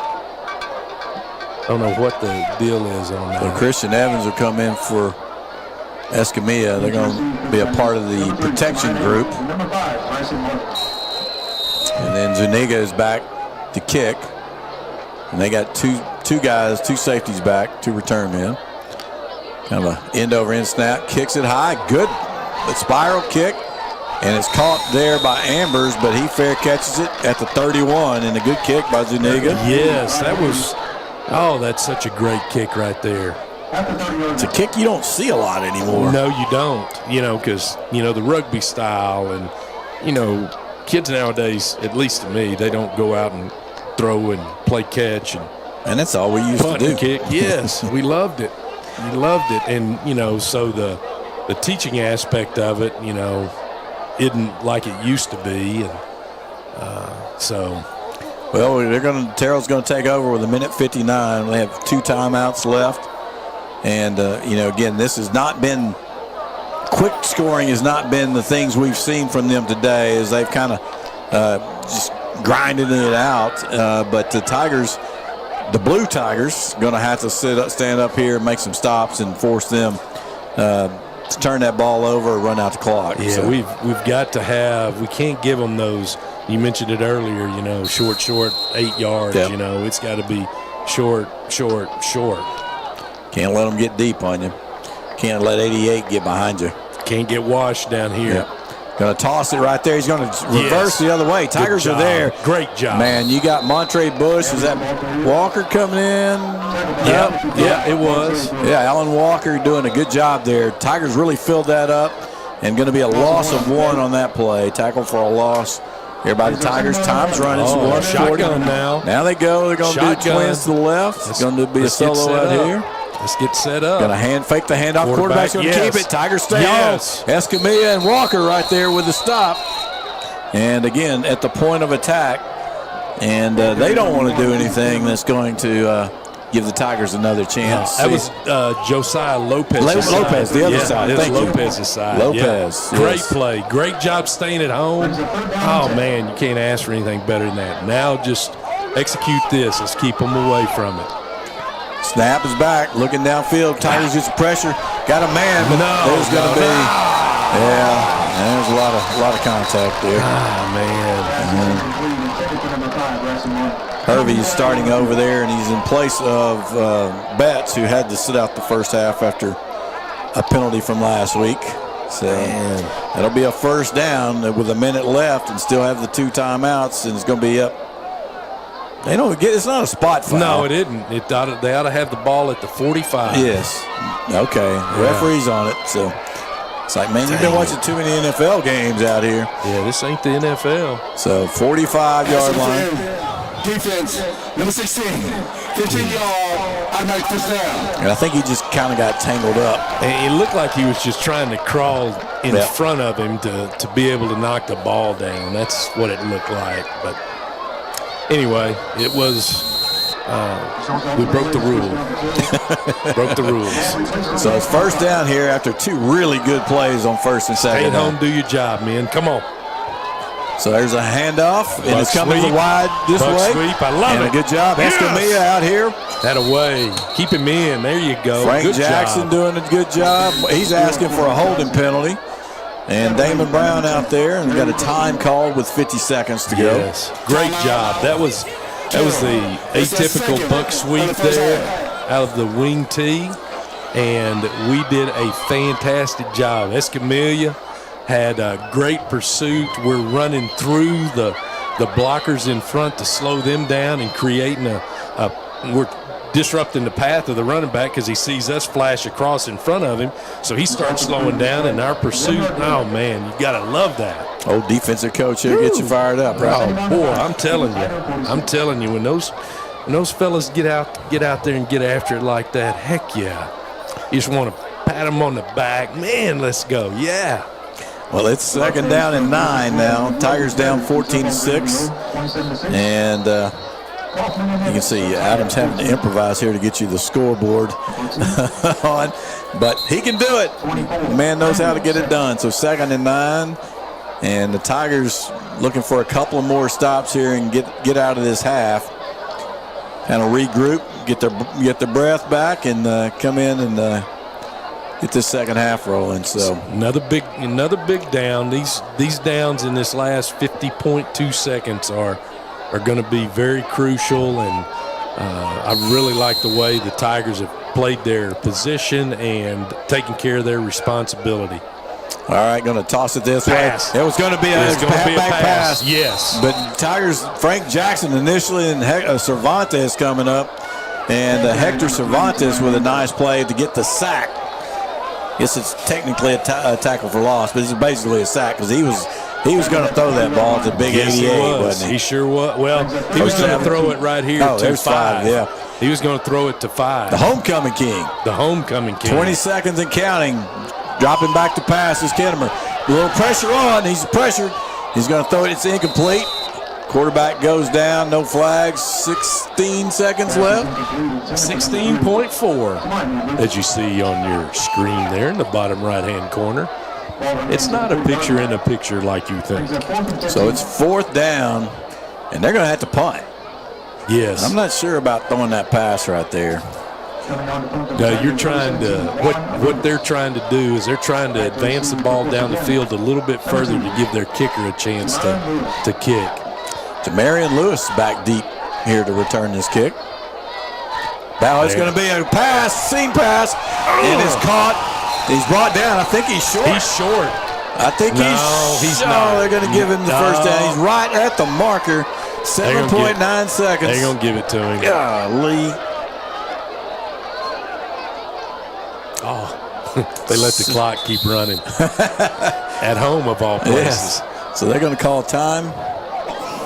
Terrell, it's their 3rd and final timeout of the first half. Let's see if they say anything Well, about the clock did start once they get the ball set. So nobody's saying anything about it. Well, it's supposed to start after the first down and the ball set. But they did they did stop. They stopped it real quick. Okay. But 4 seconds. I think clock could have been a little slower. Probably clock operator. 4 seconds left. Again, Tigers just trying to hang on and get to halftime. I'll tell you, the last 3 minutes has taken longer in this half than the first 15. Yes. Or 25 or whatever it was. Yeah, whatever that equals out to. It's 24 and a half, right? 12. So that's 21, yeah, right? Okay. There you go. Yeah. Yeah, I don't bother with numbers in my job. So. You don't mess around with numbers. Numbers that's Steven's job. Yeah. All right, Steven, talk about it. What are you going to see? What do you think they're going to do here? There's 4 seconds left. Well, Kinnemer was their center fielder, and he had more hits than he's had completions tonight. So it might be. I think he's going to try to throw it deep, but we've been really good in our defensive backfield all night. So. And we got somebody back at the 10, so I think he might. I just hand it off, try to gash us, and they're going to toss it. They're going to run a reverse. And they got a man. And now he's going to throw it. And he throws it up. And we got a pick. No. Taylor was back there and knocks it down. And so that's going to be the half. And so it's a 14-6 ball game. Tigers go in at half in the ball game. Need to get a stop here to start the second half. Again, they are had a good drive on their second drive, ended with a missed field goal. Got it. And so, yeah, and the Tiger defense responded in a major way right there. The piece where you're concerned is the ability to capitalize on those fake punts.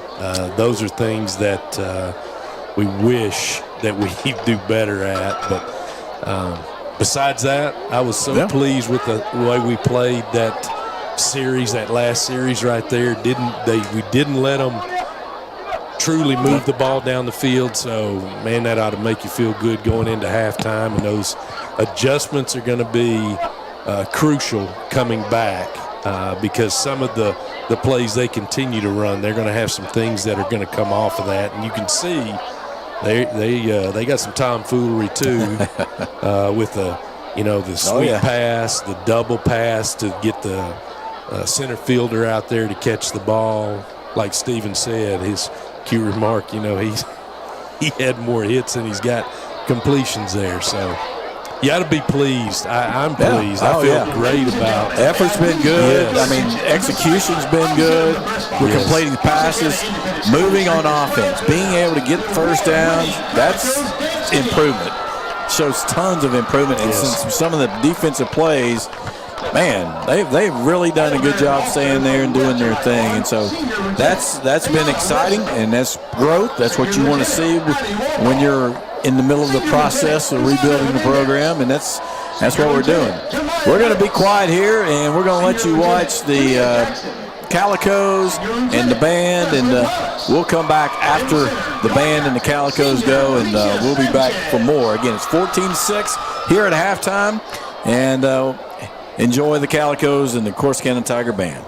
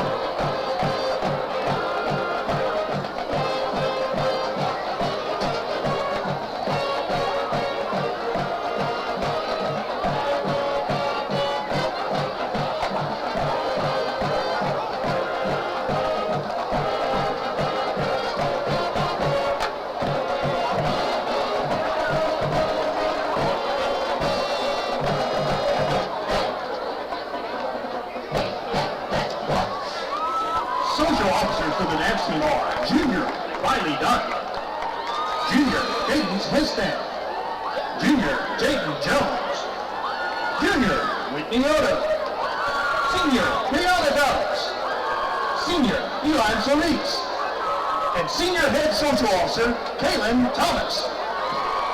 The Spirit Girl of the Week is Leanna Contreras. Dancer of the Week is Alexia Padilla. The Calicos are under the direction of Britton Lassiter, Elizabeth Talley, and Sonia Rojas. Tonight, the Calicos will perform a groovy jazz to Let's Groove.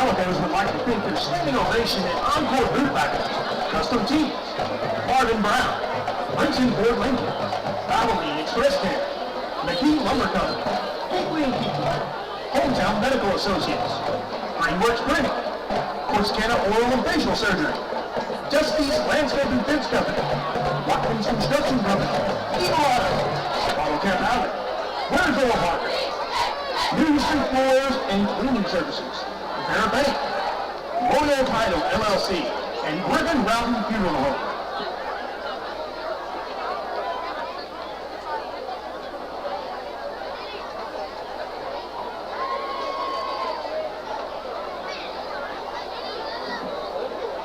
Ladies and gentlemen, please welcome to the field the Corsicana Tiger Marching Band. Tonight, the band will be performing the first two parts of their UIL program titled 13. The books are retelling of the Apollo 13 space mission. Drum majors for the band are Marissa Coyer, Jay Sean Lloyd, Angie Ferraris, and Cassidy Coleman. The Tiger Band is under the direction of Ricky Hinton, Nathan Williams, Michael Ballou, Billy Murray, Nicholas Smith, and Chloe Messersmith. Sit back and enjoy the showcase of spirit and pride from the Corsicana Tiger Marching Band.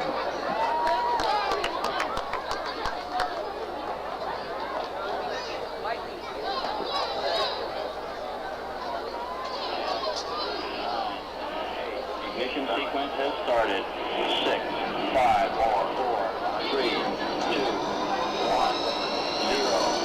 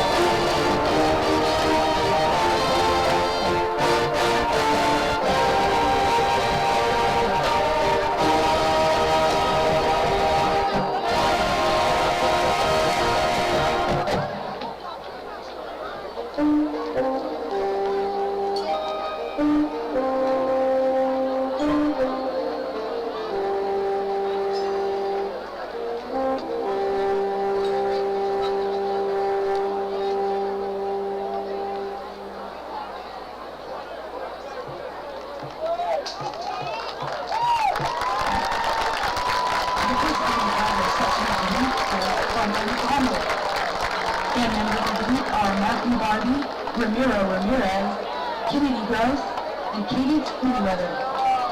The Tiger Band would like to thank Stephanie Howell, the CISD School Board, and CHS Administration for all of their support. Please give a mighty round of applause for the Corsicana Tiger Band.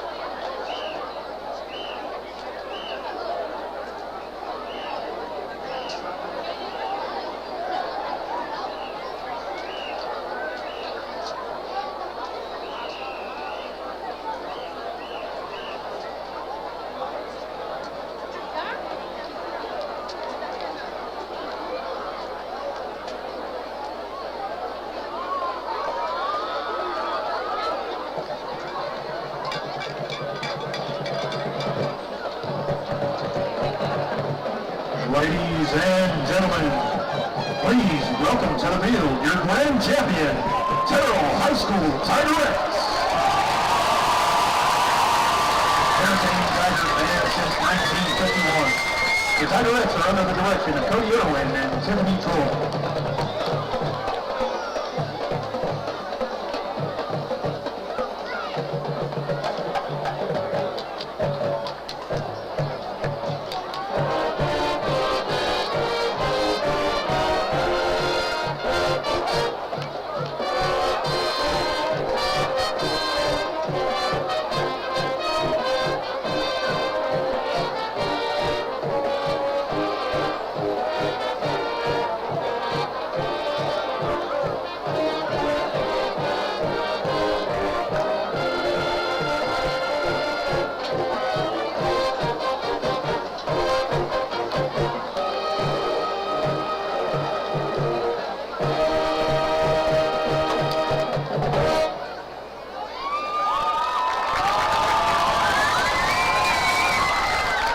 Year 2024-2025, Tigerette officers are Junior Lieutenant Jill Stewart, Senior Lieutenant Sandra Brown, Senior Lieutenant Brianna Scrambler, Senior First Lieutenant Malaya Redorn, Year 2024-2025, Senior Captain Mackenzie Knowles. Tigerettes of the Week, Morelli Garcia and Christine Byrne. Tonight, the Tigerettes will be performing an exciting palm routine to the classic Don't Go Breaking My Heart, performed by the Terrell High School Band.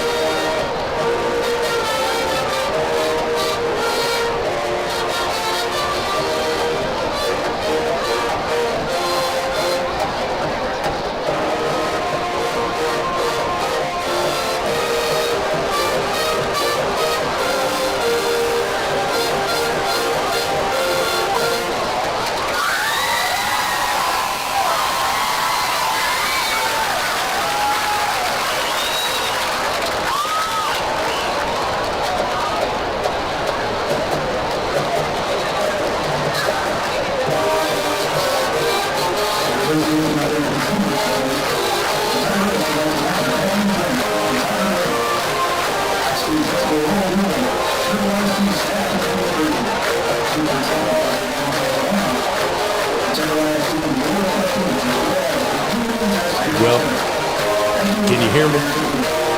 All right, I can't hear myself, but I hope you guys can hear me. There we go. I've got the executive director of athletics, extracurricular programs, and anything and everything that goes on anywhere and everywhere in the district, Coach Roddy. That's quite an introduction. Yeah, there you go. Well, Coach, you and I talked before we came on here, and you had said you'd stop by and watch the volleyball game. So give us an update on how the volleyball team did. Yeah, big night for the Tiger volleyball team. Played over here at Terrell High School. We're able to work the schedule where that can happen. Get girls who are in Calicos or involved in other support groups here, they could have a chance to participate in the football game tonight. So that was a neat thing. And the girls went over, and Coach Strother and his team defeated Terrell Tigers in 3 sets. So that's a huge district win. So that puts us right back in the mix there. That's huge. That's big. That's really big. And congratulations to the Tiger volleyball team. Other things, you and I talked last week as well. You've got other sports going on. Tennis. Another big week in tennis. We beat Midlothian 18-1 in team tennis. Puts the record at 13-3. And so, pretty big deal going on tomorrow. They're gonna travel tomorrow to play the number 7 team in 6A in the Woodlands. They're gonna play the Woodlands in College Station tomorrow. Oh, that's gonna be a big match. That's huge. Big. So we'll get a test, and it'll help us get ready for the postseason. Sure will. Big deal.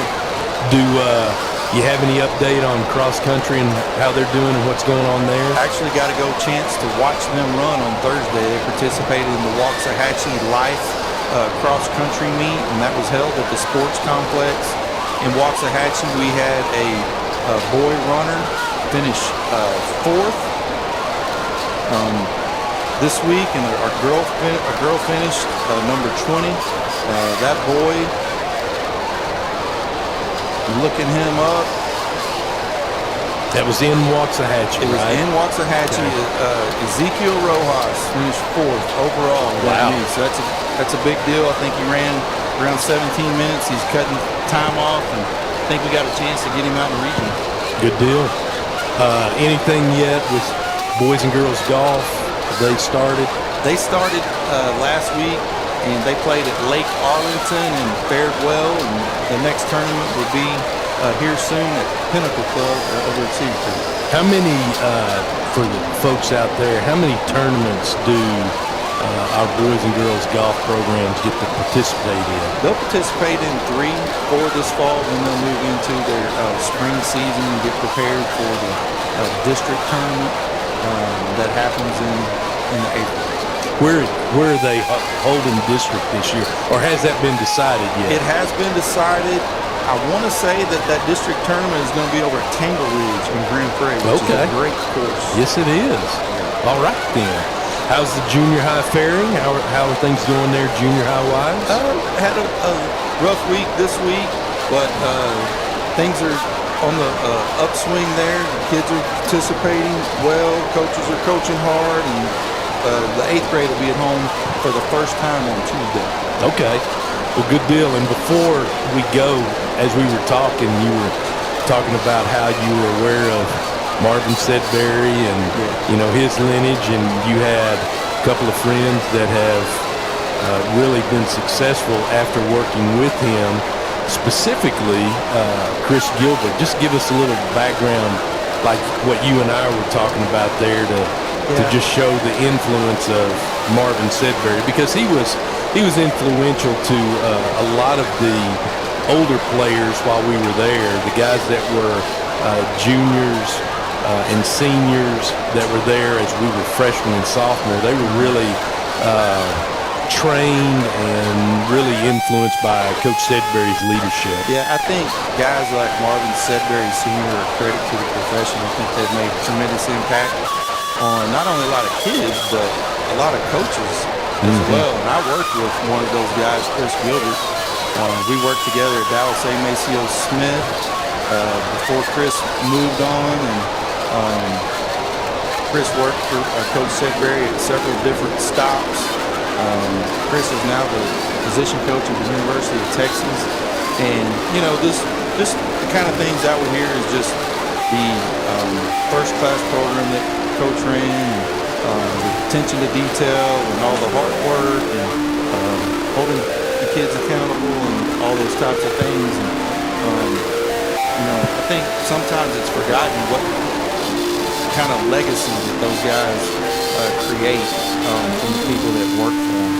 Well, and that's a point that's not made very often. People don't talk about how they influence coaches and how that influences different programs and all those kind of things that kind of get lost in those conversations. So you bringing that up and talking about the influence is big. What a neat thing too for his son now to be the head coach. Yes. Terrell, and then Marvin Jr. and then Marvin Sedbury is called the defense. That's right. That's very uncommon, unusual, and pretty neat thing.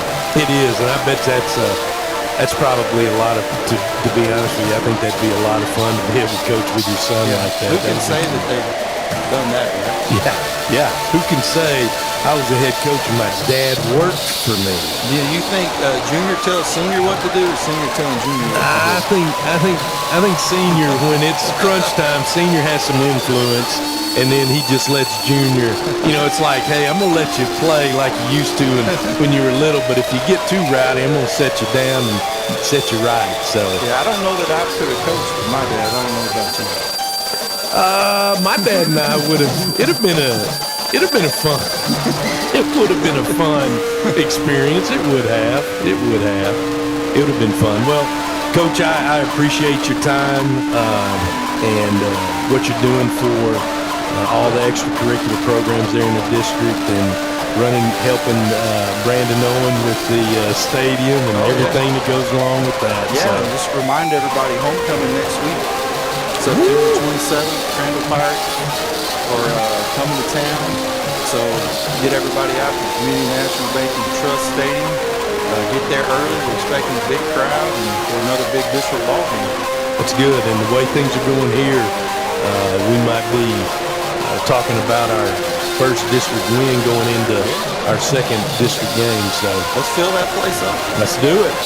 It's a great opportunity. We've got things going in the right direction, so let's do it. Clint Roddy, the Executive Director of Athletics and Extracurricular Programs there for Corsicana ISD. Thanks, buddy. Appreciate it. And we will return with the second half action here on the Corsicana Tiger Network. I got that strictly from Adam. Usually we have prompts up here, but I don't have it. But we'll be back in about 3.5 minutes to kick off the second half, and we'll see you then. Thanks, guys.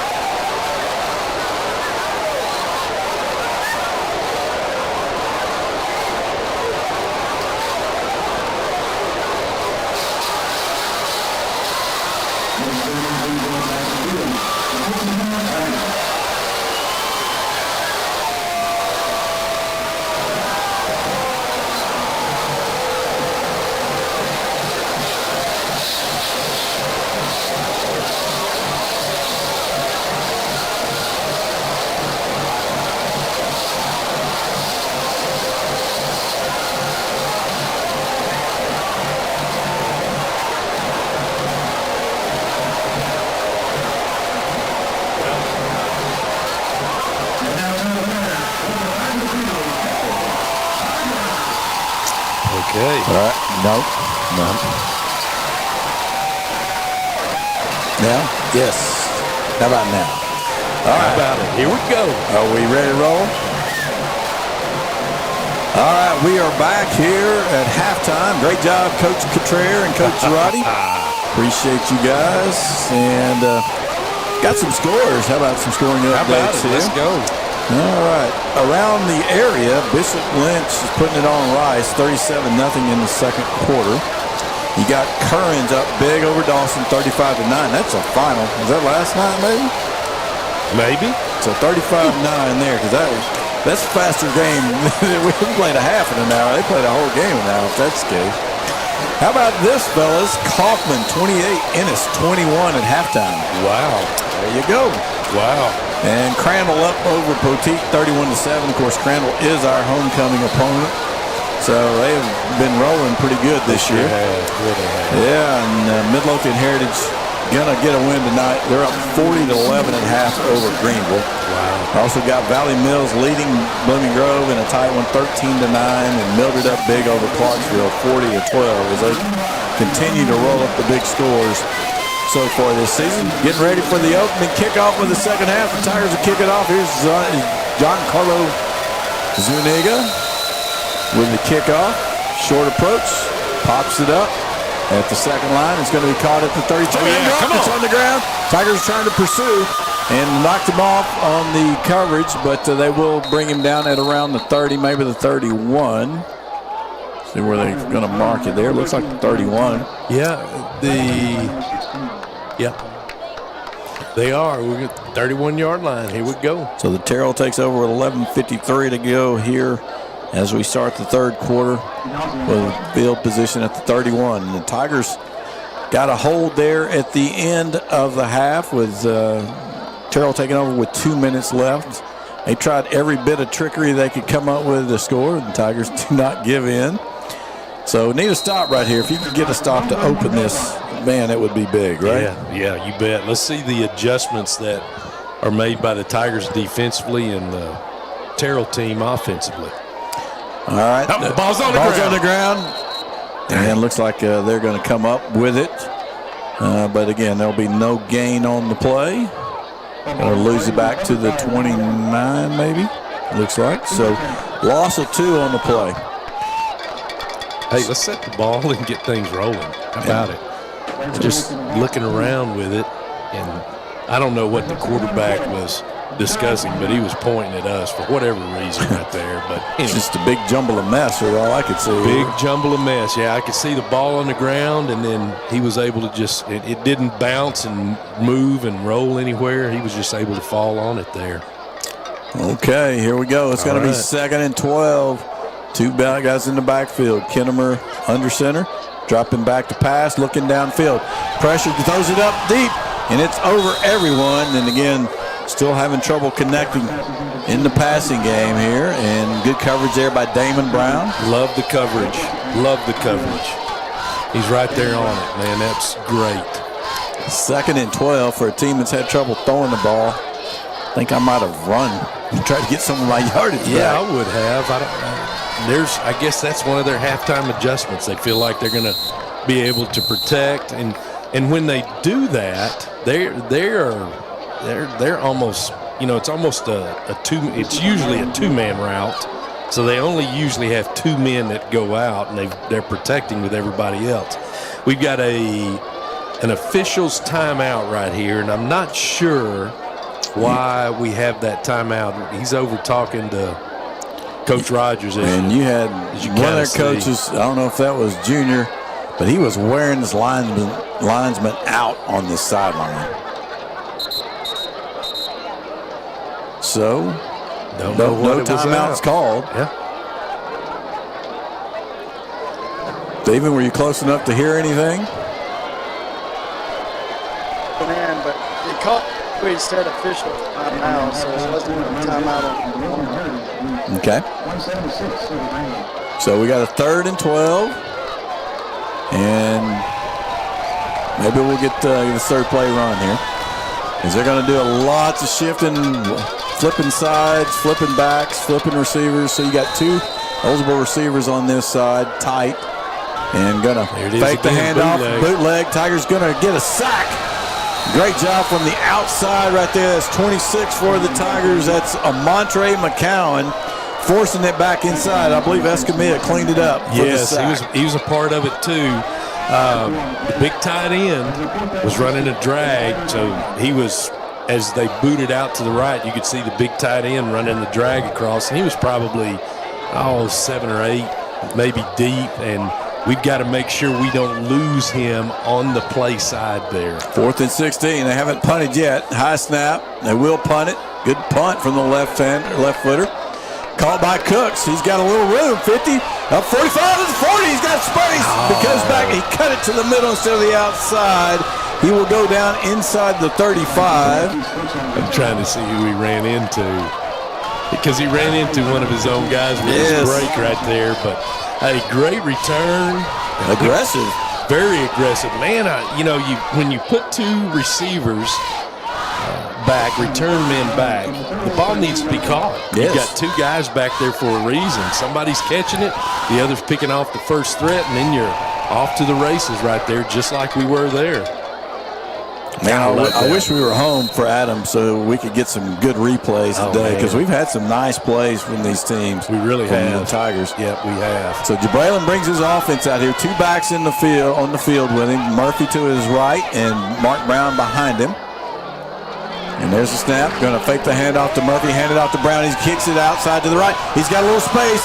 Good carry up inside the 25. So a nice gain right there on first down from the 32. And they're going to mark it at the 24. God, that's a great run right there, man. He just outran the first guy that we didn't get blocked, and turned things up, and everything's a forward lean right there. Man, that's excellent, boy. I love seeing that. They're moving their linebackers. They shifted their linebackers to it's either to the wide side or the multiple receiver side. And they've done it here now. They've moved the strong side linebacker out to the trip side. So it's a 4-2. Hand it off into Brown. He was hit early, but he gets enough. He carries the defender in for a first down. So it'd be another first down here for the Tigers as they start out the second half in style. Can't let those guys have just those free shots on them. We've got to get our body, hands, something on the defensive linemen to keep them from getting penetration in there to really just tee off on our running backs. So checking the sidelines for the play there. But a great job nonetheless. Yeah, good individual effort that time by Mark. And so Reese Wetzel comes into the game at tight end. Tigers will be now in actually Wetzel's going to line up as the H-back. And now we're going to call a timeout. I think that just never felt right, did it? So. No, it didn't. It looked like there was some guessing as to where to line up. So, Coach Lewis, again, you're down near the red zone here. We got to take advantage, make a good play right there. Let's get good play, get people in the right spot, and not have a negative play. Yes, you're exactly right. And that's just good.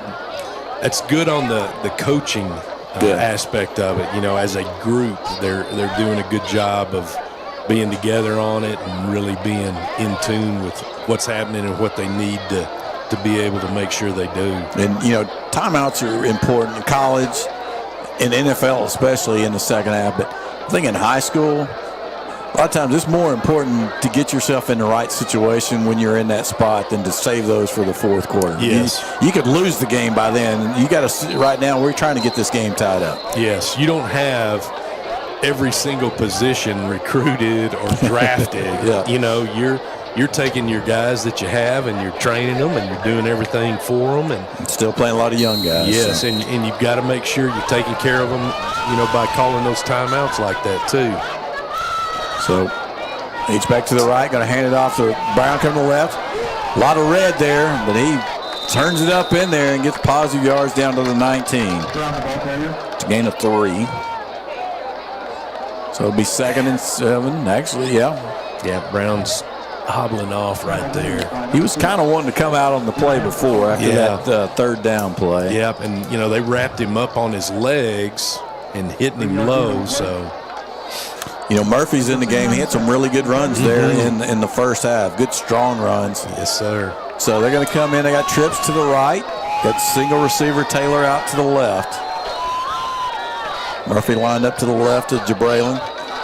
Calls for the snap, looking to go to. Oh, he's running a deeper slant, and he's throwing a quick slant. It looks like, or a stop. Well, it makes me wonder because you see, I think it was 13. Their outside linebacker, 33. One of those two.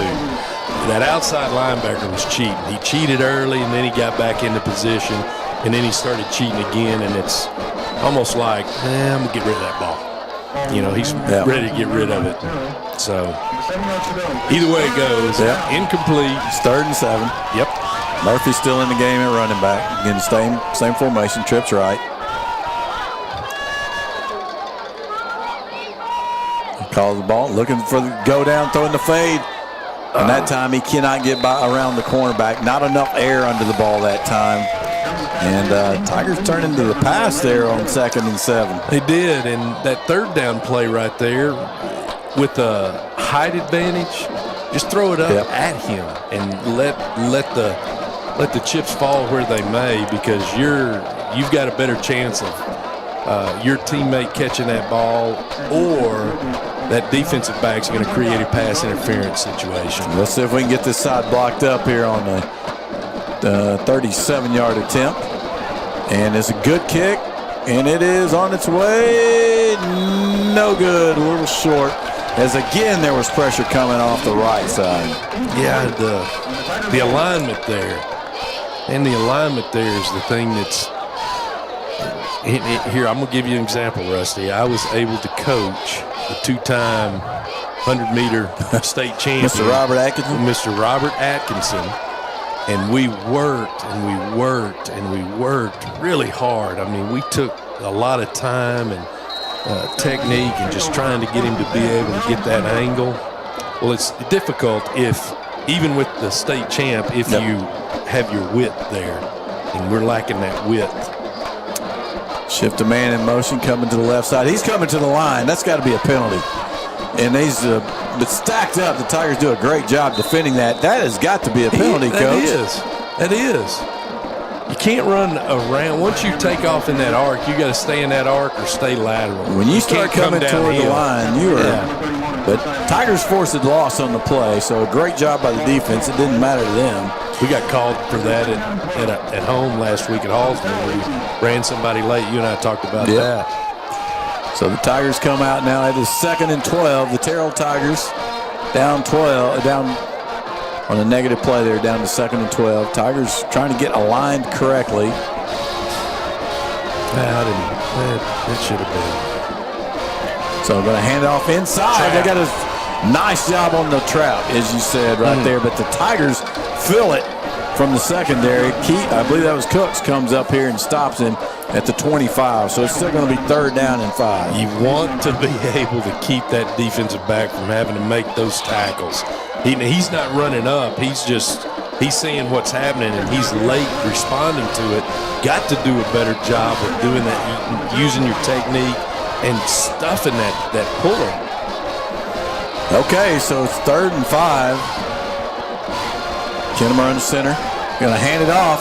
He's got his crease. He's going to get the 1st down. And a good tackle there by Brown, whose helmet comes off. And he's going to be down at the 36.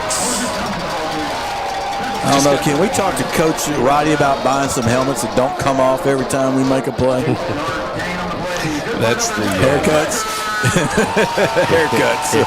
Yeah. We're going to get the clippers out. How about that? So it's going to be 1st down from the 36. Haircuts and comfort. They're comfortable with the lack of tightness. Man, we seem like we just pulled that chin strap and just pulled our jaw up into our head. Helmets used to never come off. No.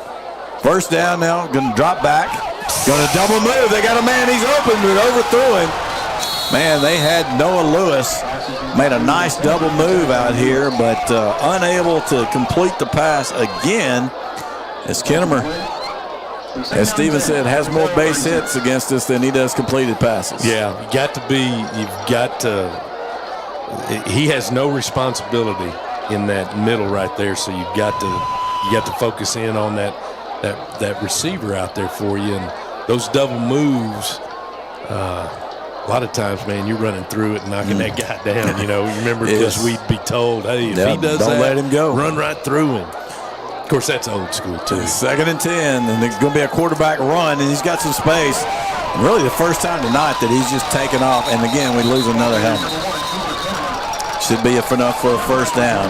That's just a quarterback. He hesitated, quarterback lead, right? Yeah, that's that 3-blocker lead for him. You've got a puller, and you've got the other guys that are helping along. And, he ran that earlier in the first part of the first half. And I talked about how we've got to just take the lead blocker's legs out and create a pile right there because we're standing up and accepting it. Just go at them down low and make them wish they didn't pull. Make them wish they aren't leading. Well, here we go. It's first down. Going to be a fake, bootleg. Yes. Tigers do a good job out here. Lopez and miss a tackle. And then brought down by Betts, I believe, and it's going to be close to a first down. It'll be a yard short here at the 44 of the Tigers. Okay. Now they're giving it to him. Okay. Oh, no, they're not. No, I thought it was definitely a yard short of that. Well, the chain crew started moving their way down. Oh, yeah. Hey, keep on moving that chain away. I like that. Yeah, that's there a good go. spot. That's Mark a great it right place. there. Great place. Mark it right there. Now you're checking the officials. Never mind, he got it set. Where is the official over there to get them set? Well, he's at the. Now he is. There we go. Yeah. Okay. All right, so it's going to be second down in the yard as Kinnemer has finally gotten some ground game going. He still hasn't really hurt Tigers through the air yet. So we got the wing tee set up. Going to hand it off to the center back. And he is cut down by Cooks or Brown. Damon Brown. Yeah, Damon Brown. So ball is going to be at the 40 again. Both of your starting safeties are out. What you've had is your starting safety, which is Mark Brown, who's playing running back. Mark's in now. Yeah, he's in now. And then you've also Terrell VS, who's been your free safety. Marquise Cooks is doing that and doing a really good job, yes, I thought, for most of the night. Yes, so he's played really well. So they're going to put the wing and the tight end on the right side. Going to hand it off to the first back, and he gets through. That's really killing us right there. Can't miss him. Yeah. Going to have a first down to the 30, gain of 10. Again, it's just enough to get that first down to keep those chains moving. Yeah, just running through our arms. We can't, guys that aren't getting blocked, we just can't get pushed away or miss those tackles right there. And we've already milked about 4.5 off the clock. Whistle on the play. Coach Rogers is discussing something about timeout. Officials, timeout. About marking. Maybe it's got something to do with marking the ball. He said, forget that guy. I'm going to the guy in the white hat. So they're having a discussion. So some game administration issues. Where's our man, Steve Reno? All right, Steven, can you get in the middle out there and go ask the referee what's going on? Yeah, I was trying to get over here, but I can't hear him. Yeah, that band is wearing him out. And we can't hear you right now either. Hey, hold on. Can you hear me now? That's better. Yeah, the band's so loud I can't hear anything. I've only got about 10 feet, seems like, between the field and the stand. So. Yeah, you're almost on the playing field. They might suit you up. So. Yeah, I was about to catch that one of the. We got second in the yard, looks like. So they marked it back. Actually, they had given them the 30. That's what happened. So they marked it back to the 31. So it was not a first down. It is a 2nd and 1 here after that discussion. 3:16 to go in the third quarter. It's 14-6 Terrell with the ball. And we really need to get a stop here, Coach. Yes, we do. Yes, we do. Clock is running. Going to fake the pitch, hand it off inside. Tigers can't quite get there. And Betts gets a hand on him. and brings him down late. There's a late flag. It's in the back. It is, and 5 looks at him like and held his hand up. Who was that with him? Brown? Brown, yeah. 5 and Brown. So, of course, we'll see what the call's going to be. It'll be a first down before the penalty flag. Yep. And I wonder if it's going to be a dead ball foul, or are they going to say it was during the play? We'll see. Here should be the call. There is no penalty for blocking the bag. He was able to play first down. Terrell. Well, why did you throw the flag? If there's no penalty? What made you do that?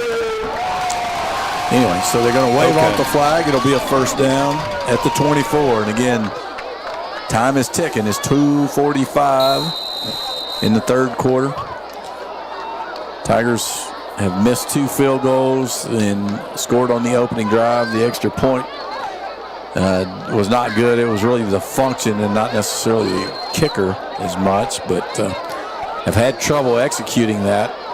So going single back, everybody wild. Their quarterback's going to keep it and follow the back. Short gain. Going to get a couple. He's going to get down to the 22. Man, I like the way that was like a quarterback counter because you had 2 pullers right there, but I really like the way Lopez played that. He's done a good job this season. Yeah, he really did a good job right there, just stuffing the initial block and then us having pursuit to come make that play. Yeah, Crumpton and Cornejo in the middle. And going to be a bootleg going to the right. Sets up, going to the middle of the play. Tigers got a chance to pick it off. David Brown does not do that. And then almost to number 7, Zyron James almost had a chance after Damon could not come up with it. And we know he's got hands. He had a 78-yard touchdown last week. Yes. He undercut that ball perfectly. Yes, he did. We've had 3 opportunities at those interceptions right there, and we just haven't been able to capitalize on it. That would have been huge. Huge right down in. You're in your own territory. You come up with that. At least you stop this drive. Yes, you do. You cut what they feel like they're able to do to you in half. Big third down right here. 3rd and 8. Going to hand it off. It's almost on the ground. But he was able to get back on it. They're going to lose a little bit.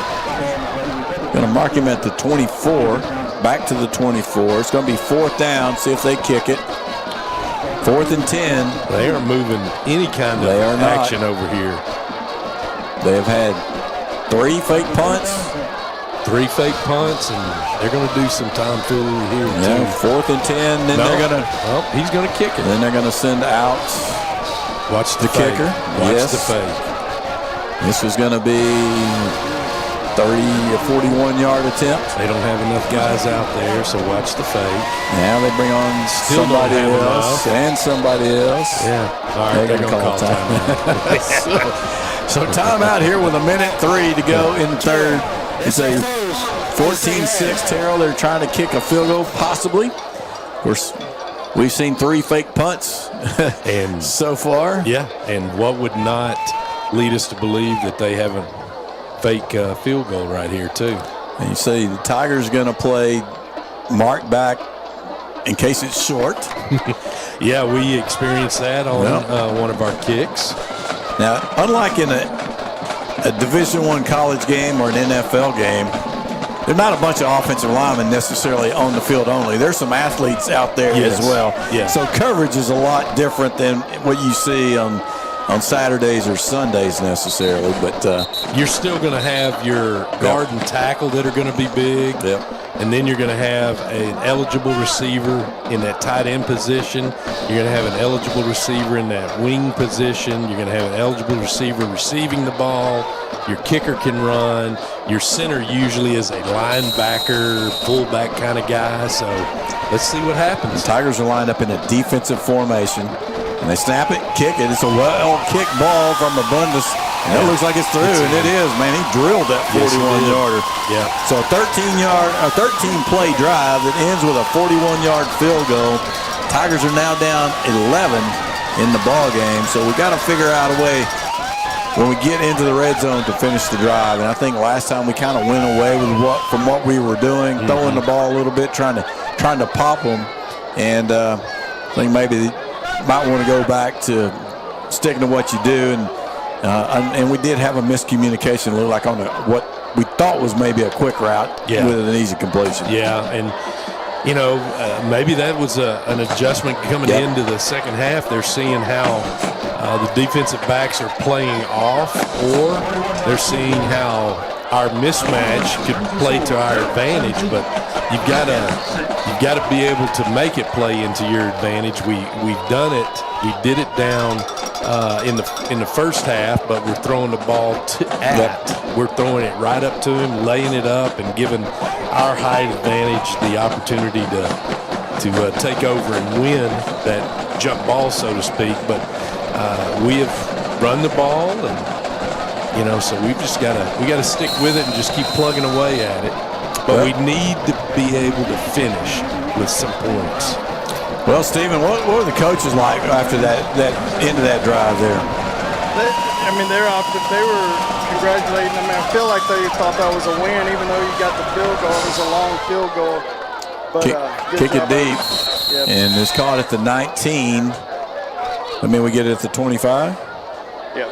And I was going to mention Mark Brown hobbled off after that second down play, and they taped up his knee. I'm not sure. Okay. That's what looked like his knee, not his ankle, that I thought earlier. So had him when he probably got twisted on the tackle at some point in the game. Yeah, he's not coming out this offensive series. So Tigers going to take over here near the end of the quarter. 59.7 seconds left. Going to have trips to the right. Single receiver out to the left. Jones calls for the ball, looking back. He's trying to hit him, and he does. That time he hits him on a curl route right at the 30-yard line. Going to pick up 5. And that's a good start right there on first down. That's what you want to see. They're backing off of him after the big play. Quick route. And it resembles what was thrown earlier in our first series, and it ended up being a slant. So I don't know if it's a read route or if that's a called play. So that's a great first down play. Now let's keep on plugging away with what we've been doing and executing. Same formation, second down. Hand it off inside. He's going to go down at the 33-yard line. And that was Murphy? Yeah, that was Murphy. Okay, Murphy with the carry. Moves the ball to the 33-yard line. You're going to have 3rd and 2. You're inside 10 seconds. Just take that to the end of the quarter here, and it'll be 17-6 Terrell. As we move to the fourth quarter, Tigers in big opportunity right here. They've got to get the ball. They've got to score as long as it takes. And the way the Terrell Tigers have been milking the clock, Coach, we got to take advantage right here, and we need a touchdown. Absolutely, there's no doubt about it. We've missed those opportunities of having at least 6 more points and it being 12-17. So if we take the ball down and score, it's 18-17, and at least we take the lead. And then you got a decision to make. Do you go ahead and go for 2, or do you kick it? Do you make it a 3-point game? Because they do have a great kicker, and I'd make it a 3-point game. Yep. But hey, on that last play, man, the pads, everything that we hoped for in our running back right there was great. Murphy's falling forward. He's running through things. He's running through players. So I really like the way that last play played out right there. You can tell that not having him the last 2 weeks really hurt. And it's a different looking offense when you have him out there, especially when you have he and Mark able to be on the field together. Yes. Yeah. When you're rotating those guys in, they're fresh and they're hungry and they're going after it. It's 3rd down and 2 here. Murphy lined up behind Brandon Jones in the stance. And it's going to be a quarterback keep. Was that him or is that Lewis in the game? Well, let me see if we can get off the pile. So it was essentially a quarterback dive. Murphy's helmet came off, so he's got to go off the field on 4th and short. So Evans is in the game. That was Jones with the carry. That was Jones. Yeah, it was. So it's 4th and a yard. The Tigers have to have it right now. Let's block. So here we go. The quarterback's going to keep, and it is jammed up, and he's got nowhere to go. They just blew that play up in the backfield. And great play by the Terrell front there to get penetration and know where to go for the quarterback. Yeah, they just beat us right there. They had their linebackers in the A gaps, and they just ran right through us and beat us to it. So we've got to respond. It'd be great if we got a turnover here, to try to change the momentum right there. That beats you a little bit right there. The key here, though, is not only does our defense need to respond, but our guys on the sideline cannot get into what Coach Rogers talked about on his show. They've got to be positive. Hand off to the wingback coming around on the counter, and he breaks the tackle. Going to be brought down by Bush at about the 24-yard line.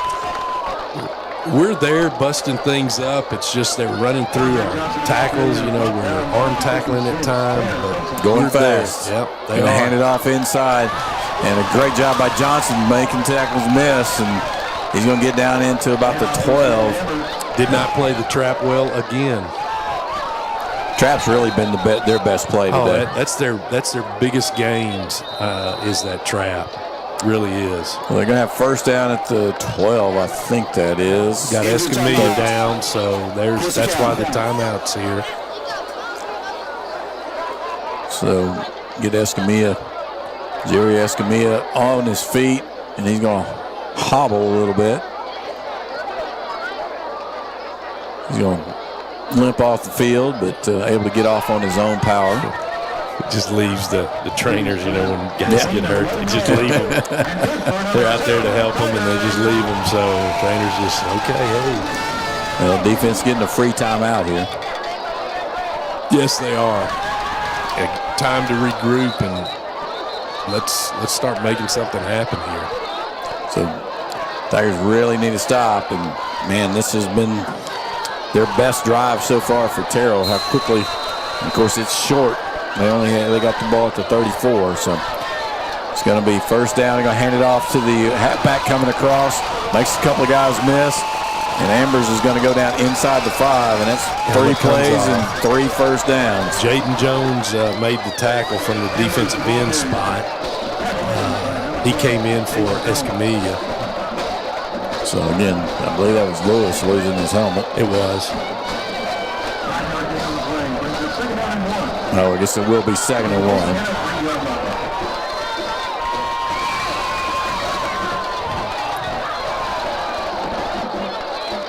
So takes the snap, and quarterback's going to keep it. He's going to get in behind those backs, and he will score. And so a touchdown, and that's very difficult. Of course, if this was the first half, they're not probably going for it right there. They're going to kick it away and not give them a short field, but right now you had to do that. Just could not get a stop, and they just sliced through you real easily right there. Yeah, it's that 4th down. That 4th down stop was big, and then their short field, and they executed very well and blocked us very well and just put the ball in the end zone. Yeah, Bubbles kicks it, and it's good. So that is now 24-6. And you need lots of scores in 10 minutes. And that's been a difficult time. We have moved the ball.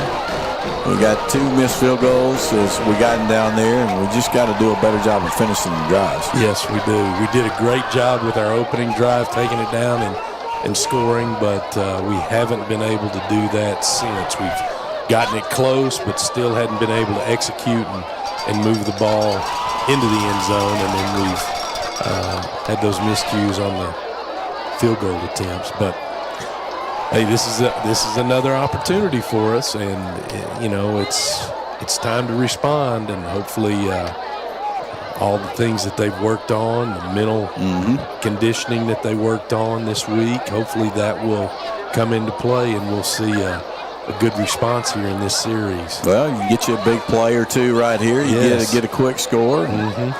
Come down and get a stop, Yeah. It's certainly not insurmountable. And just be smart. Yep. Be smart about how you go about, don't try to do more than you can. just keep doing your job, and everything will fall into place for you. You can't score 18 points in one drive, right? You sure so can. we got to start with, let's start with 7 or 8 or whatever. So let's do whatever we need. So here we go. Here's the kickoff, and short approach again by Abundus. He kicked it a little deeper last time, and he does again. It'll be caught at the 30 by Cooks, and he is blasted. I don't think anybody touched those guys. Nobody touched him. So Cooks pays the price, but Tigers will take over right at the 30. Yeah, nobody touched him. Poor old Cooks took the brunt of that blow right there. So Tigers will take over. They've got 10-16 to go, and they've got 18 points to make up. Got to get started right here.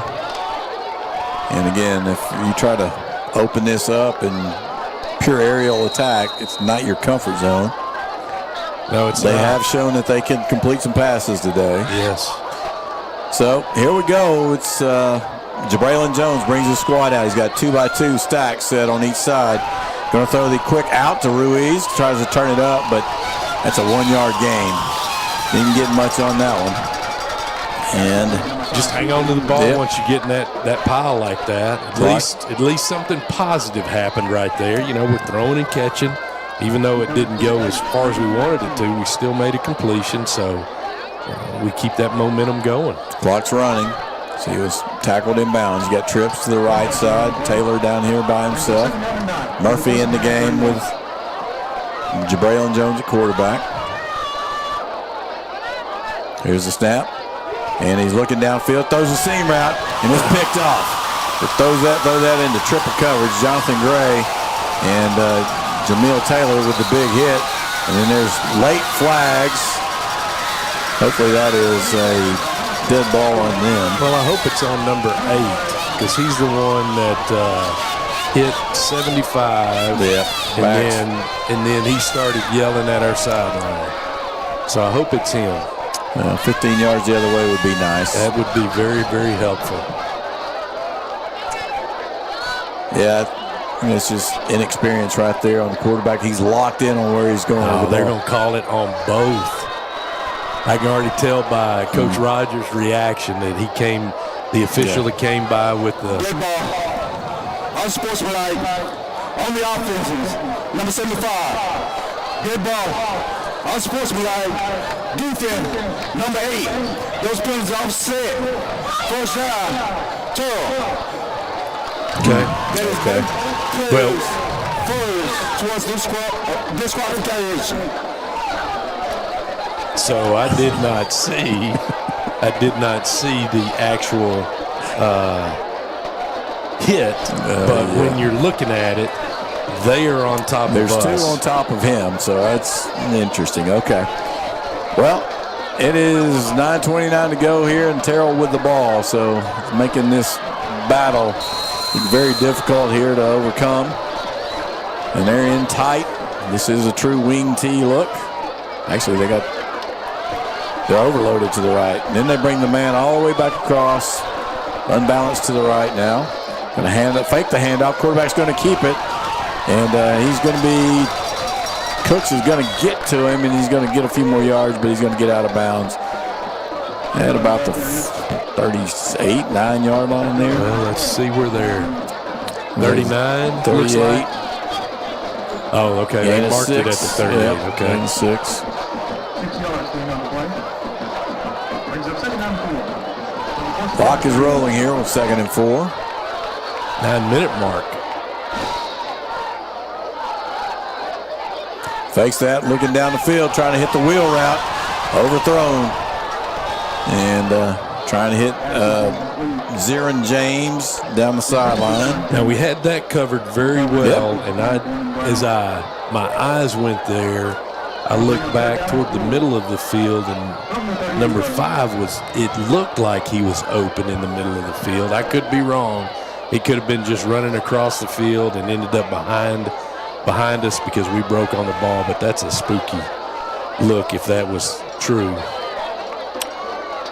Well, we're going to split a guy out way to the left here. Going to bring a man in motion to the backfield. Now take him across. He's going to set up on the wing on the left. Going to fake the handoff. Quarterback's going to keep it. and turn it up. I guess it's time to build his stats, right?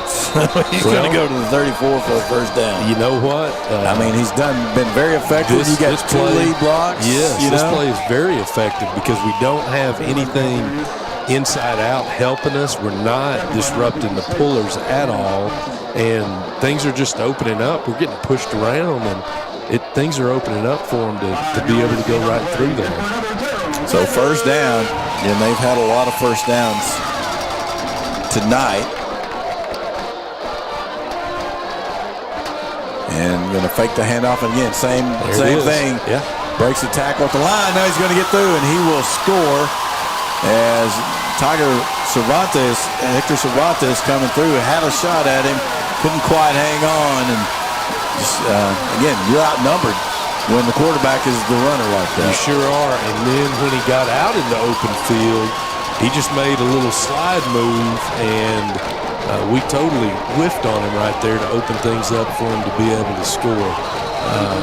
That play right there is their money play, at least tonight. It has been in the second half. They didn't run it hardly at all in the first half. We did a good job defending it. And, of course, that could be one of their adjustments coming into the second half, though. Good job by the holder right there. Picked up the ball that bounced, got it on the tee, and the extra point from Abundance is good. And it is now 31-6. And this very close, tight game has turned into a Terrell homecoming win here with 8:05 to go. Tigers, now what you want to see, Coach? You want to see your offense go out there, string together, drive. Let's run the offense. That's all you need to do. Don't try to do too much. Just get first downs, go down, and try to get it in the end zone. Yeah, let's execute, because we need to, in this last 8 minutes and 5 seconds, we just need to move the ball down the field and, not feel like we're desperate, because the players act desperate then as well. We've just got to be able to have something good happen in this series right here. Yeah, for us. if you're able to bust something and get it quick, then okay, that's great. Get that momentum going. But right now, let's just do your job, right? Let's do the job in front of you. And they have proven that their secondary and linebackers do a good job in pass coverage. Their linebackers really disrupt things because they get out and they get set up. Yeah, getting your passing lanes. They sure do. And going in, we don't have a whole lot of passing lanes we're trying to hit because of the paring down of the offense there. So he's only got certain zones that we're trying to throw the ball to begin with. Hey, Steven, have you seen Mark? Is he on the sidelines in recovery mode? Ball's dropped. Marquise, I think, is able to get it back. Yeah, it looks like he is. They're trying to pull it away from him. It looked like he was on top of it. They need to just go ahead and say, hey, guys, get up. Corsicana's ball. I think that's the assumption now. Tigers will have it as Cooks comes up to catch it and unable to hang on to it. The Tigers will take over around the 28. Haven't seen the ball be placed yet, but Yep, and it is 28. So it's going to be first down now for the Tigers. Jabraylon Jones brings his squad back out. Christian Evans will be the running back. So I'm sorry, Steven. No, it looks like Mark's over there on the sideline with his helmet off. Yeah, it doesn't look like come back in. He is limping a good bit with his. Okay. So hand off to Evans, who is in the hole and backs out of it and tries to get around. That's probably not a good idea. Is he going to lose a little bit? He's going to lose a little bit and get thrown to the ground, too. Whereas if he hits the hole where the play is designed to be run, at least he's going to either hit the line of scrimmage and be knocked down there, or he's going to move forward. So you got to stay with the play that's called right there. 2nd and 4. Tigers with two backs in the backfield. Murphy lined up next to the quarterback. Going to hand it off to him, coming to the right side. And a good job by Terrell. They've done a good job against that play here in the second half. Yeah, they did a good job on that play because Murphy didn't follow Cornejo out there. He's fast enough to outrun those guys, and if he gets on Cornejo's outside hip, he's fixing to run a while. He's going to be down the sideline. You've got a big blocker in front of you that could block 2 people easy. And he just cut it up in there, and instead of following Cornejo onto the outside. Well, it's going to be 3rd down and 13 here. Trips to the left side, dropping back, and Braylon's going to pull it down and run. He's going to be brought down at the 20-yard line, so he's going to get some yards, but it's going to be 4th and a bunch, about 8 probably. Yep. So we're gonna have to get out there and punt. So let's protect. So you get the coverage. Yep. Ambers and Martin will be deep here for Terrell. So Zuniga will be on to punt. Tigers will have 3 in the backfield protecting. He's punted well today. He did. He hadn't had to punt but once, right? Yeah.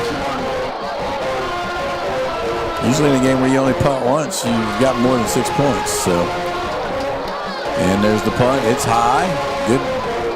And now the other guy called fair catch, sure right? Did. So that should be a penalty, he sure right? did.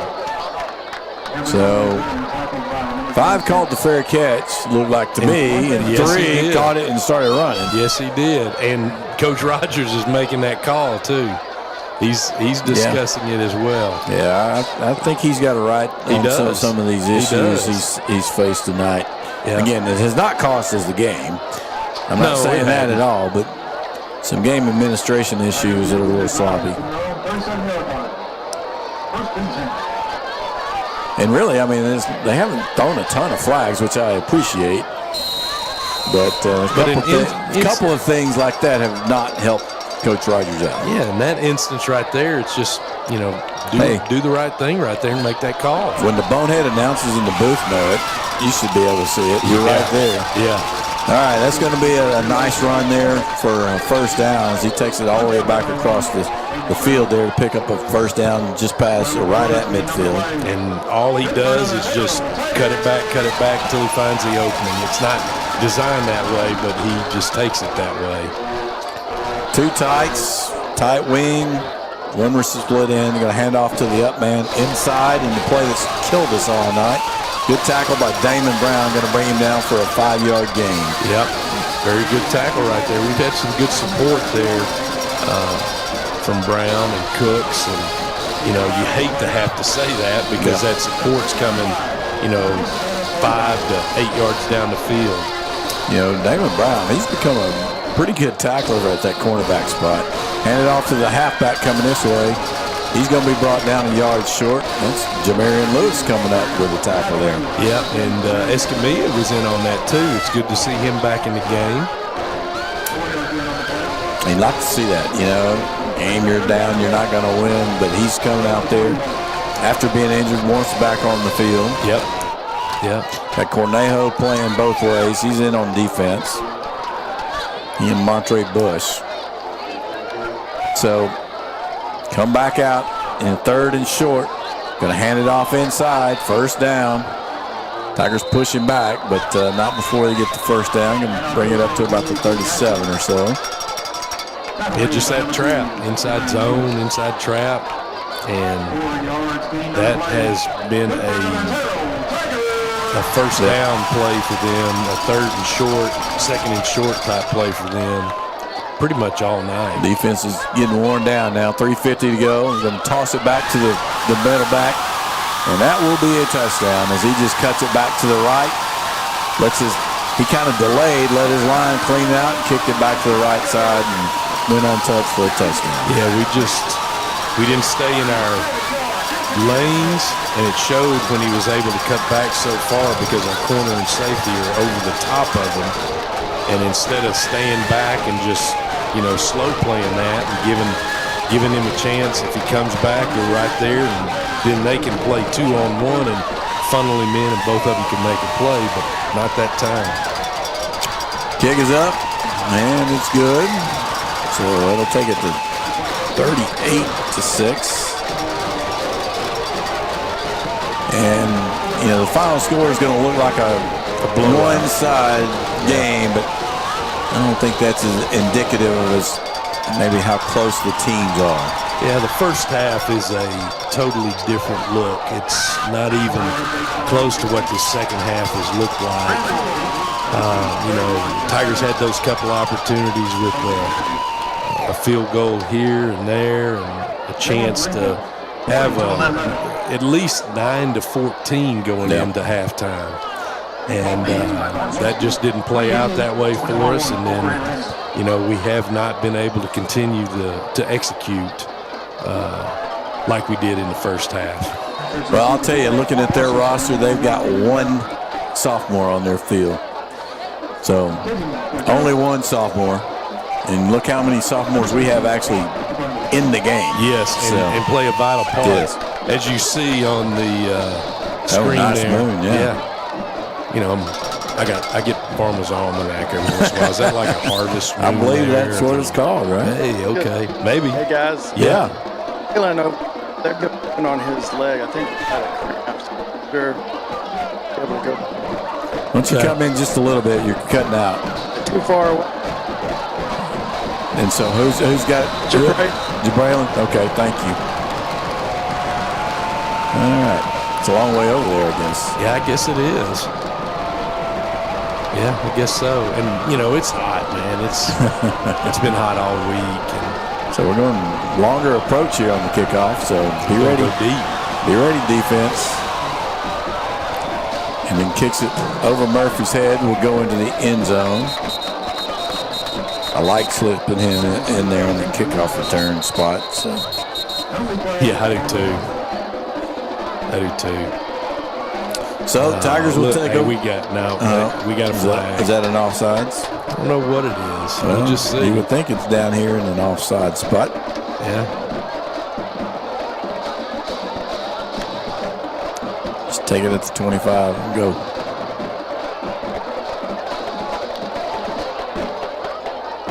Outside kicking team. With the 30. 5 yards. First down. Okay, so you get it to 25 and then the 5 to make it to the 30s. Yep. Yeah, that's good. That's where we've been taking them all night anyway. Hey, that's his makeup call for missing the fair catch. Yeah. That's his makeup call. All right. So that was ugly. I'm sorry, that was ugly. Antonio Locke in the game at quarterback for the Tigers. And we're missing a guard. Yep, we're missing a guard. All right, now we're ready. 3:40 to go in the ball game. Locke calls for the snaps. Low snap, he's going to run it to the left. Coming outside, trying to turn it up. He gets to the line of scrimmage, but no more.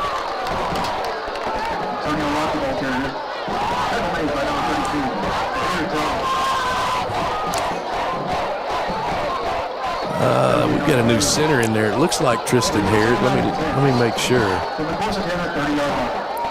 He is listed as the backup. Yep, that's him. So here we go. Clock is rolling. Not getting in any hurry here to run the play. So Antonio Locke comes in. He'll have 2 receivers on each side. Calls for the snap. Hands it off. Inside, nice little move by Keenan Murphy, who bangs off of one guy and is cut down from behind. Yeah, to get up to the 35. Guy behind him's on the ground, and then he gets a shot from the front and falls back. Gets tackled that way. It looks like we've got Mark Peters in there at left guard this go round, and we have, I can't see my right guard. Yeah, I can. Yes, I can.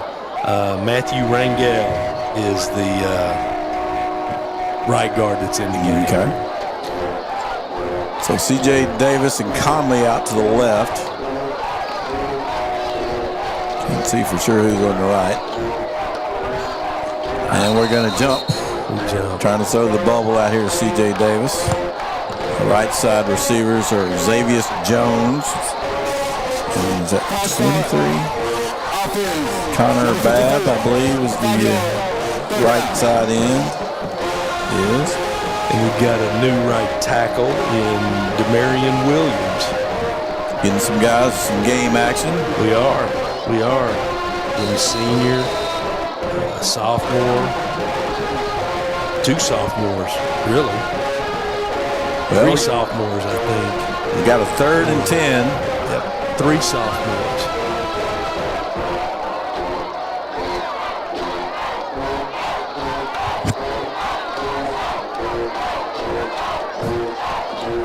So here's a snap. Going to hand it off again to Murphy. Hit inside. They're going to drag him back along. He's going to get back to the 35, so he gets the 5 yards back. There we go. And that makes it 4th and 5 for the Tigers. And we're going to make the exchange. Yep. We are going to punt the ball. And let the clock go as long as possible. Get it down to the punt with inside a minute. Yeah, we drag out there. We got to be getting out there a little sooner because the play clock's at 7 seconds, 6. Oh, official's trying to reset it. He wants it to run out. Yes, he did. Good punt. Hey, great punt. Caught at the 25. Just covered. Bryson Martin. Oh, again, that's a block behind. Thank you. Yep. And then he's going to be brought down at about the 38. Did we get a penalty over there? Where'd that guy get 2 flags from? I don't know. He got through 2 flags. We hit him in the. We swung and hit him in the face. Oh, down here? Yes. Oh, after he got ear After he got ear hold. Oh man. He stood up and said something to him and then gave him a right hook. Those are the things that Coach wants. He wants that stuff stopped. Yep. That's the getting in our own way. He'll have some makeup work to do. Yes, he will. But what a booming punt from Zuniga, man. He's looked really good as a punter. He's had a couple of rough nights. I'm not going to blame it all on him because the whole function was messed up. So I'm guessing now they're going to get the ball where they got it to, right? The 42.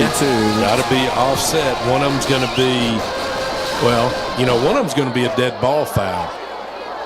That's true. Swing's the dead ball foul. So that would bring it back to here, and then the dead ball would go back. But yeah, it's going to end up in the same place. On the receiving team, number 24. Dead ball. Personal foul. 16 on the kicking team. First down, Terrell. Wow. They only called it a personal foul and didn't eject him. Lucky for that. Yeah. Well, let me give you some scores real quick here. I don't know how up to date this is. This app is not as good as it used to be. Well, because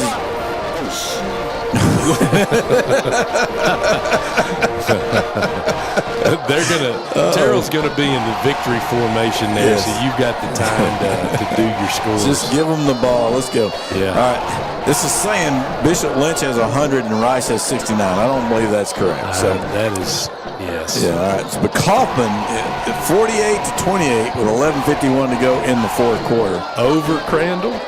Ennis. Oh, Ennis. Kaufman is over Ennis, 48-28. Crandall 38-7 over Poteet. Midlothian Heritage 68-11 over Greenville. And then got Blooming Grove 16-13 over Valley Mills, taking the lead. Milton easily over Clarksville 52-12.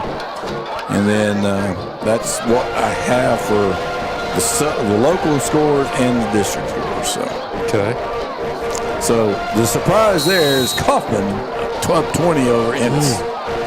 And that will take a knee, and they'll have to do it. Well, they might have to do it one more time. Now he's trying to reset the clock. Yeah, they're not going to do it again. All right, so we will not have to have another snap. Yeah. So that's going to be the ball game. Tigers are going to go down 38-6, but I saw a lot of promise in the first 3 quarters. I did too, and it was a breath of fresh air. I really felt good about how we came out, like you and Coach Rogers talked about. They've been on the road, and they've got the road trip out, so they understand what to do. And then, now it's about the little things, the responding things, and that kind of happened. Like you said, it was a good 3 quarters, and that fourth quarter just kind of, it just left us. And he wanted to be able to play 4 quarters, and we just didn't have 4 quarters in us this night. And but this is only the first district game. That's right. It's only game 1, and we've got 6 more to go. So there's a lot of football to be played. There's a lot of growth to be made. There's a lot of things that are going to be worked on, and you can tell that the Tigers responded to Coach Rogers this week of everything that he talked about with you on the coaches show. So it's not doom and gloom. It's a process that we're going through, and I feel like the team is responding. So that's the best thing we can say about it. And then everybody else that's in the community, hey, just like I said last week, pat them on the back, talk about them and how well they do, and that goes a long way, because if you don't, they feel like they're doing it for nothing. And some of them just decide, this isn't for me. But that support goes a long way, and they deserve it. They're working hard. Coaches are working hard. So, all right, we've had, we got to get some stability. This group's going to bring some stability. Yep. Okay. Yep. They're gonna hold people accountable, and you can see the effort for most of the night. Certainly showed that sometimes you may not have kids available for injury or for discipline or whatever may be the case, and they're not gonna compromise their principles of building the team and building it the right way just for a few minutes on Friday night. They're gonna make this program. They're gonna do the things they got to do to build the program the right way, and where each step you're making progress, and along the way there's going to be lots of ups and downs, but what you care about is where you end up in the program this year to next year to the following year.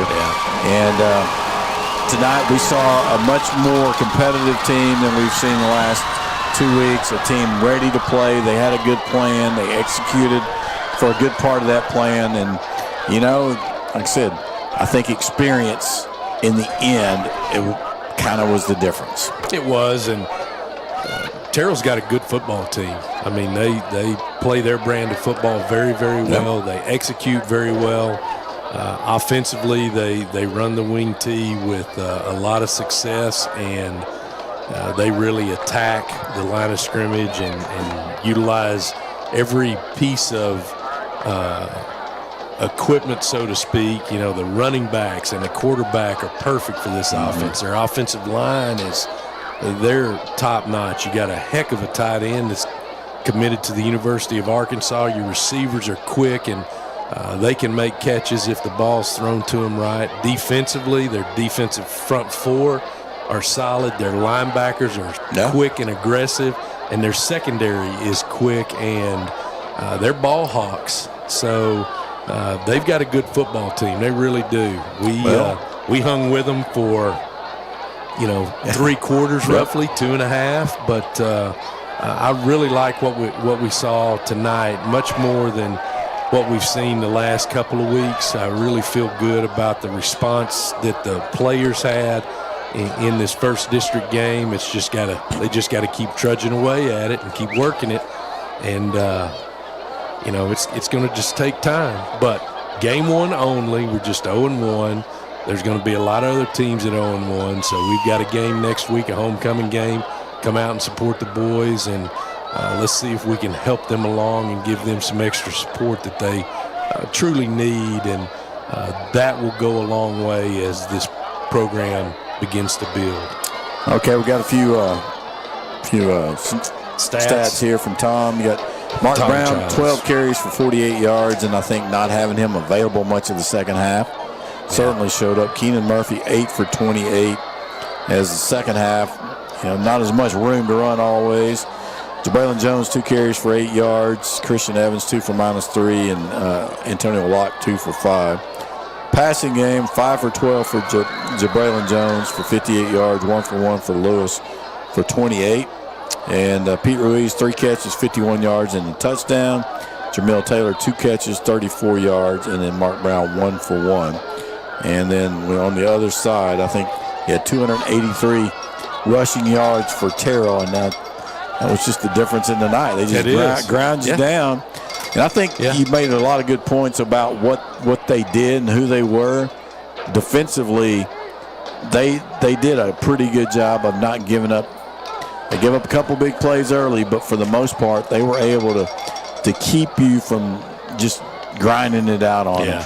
And then after giving up some early passes, they really did a good job not giving up the big play there. They sure did, and I guess that could be halftime adjustments because they started moving their linebackers to certain sides more often. They played wider in different areas as well, so they made a few adjustments. Their defensive front seemed to do the same thing. They really I like their aggressiveness coming off the ball on the defensive side. So they're going to give a lot of folks in our district a handful because they really come off and play aggressive. Well, we started the second half great. You got the 3 and out. Yes. You got the ball. You got a good drive into your territory. You stalled there and you tried the field goal. Heavy pressure. Snap wasn't great. Got the ball on the tee.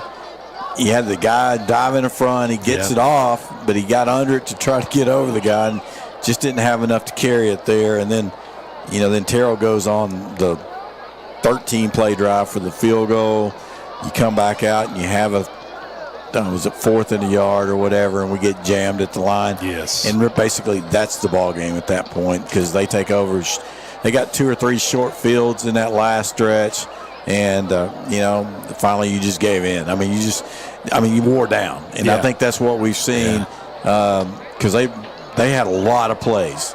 Their drives were long drives, and I think that's what we saw. We saw last week late in the game, too, and they just started running that big back at you. And I think it's kind of the same, except it's different because you're getting trapped and you move, but you're on the field for a long time. Even if you're rotating guys, you're out on the field a long time. And then those big, couple of those touchdowns were long runs. Yep. And we've already, like you said, we've been out on the field quite a while defensively, and that's something we didn't talk a whole lot about. But being on the field defensively is a lot different than being on the field offensively for an extended period of time.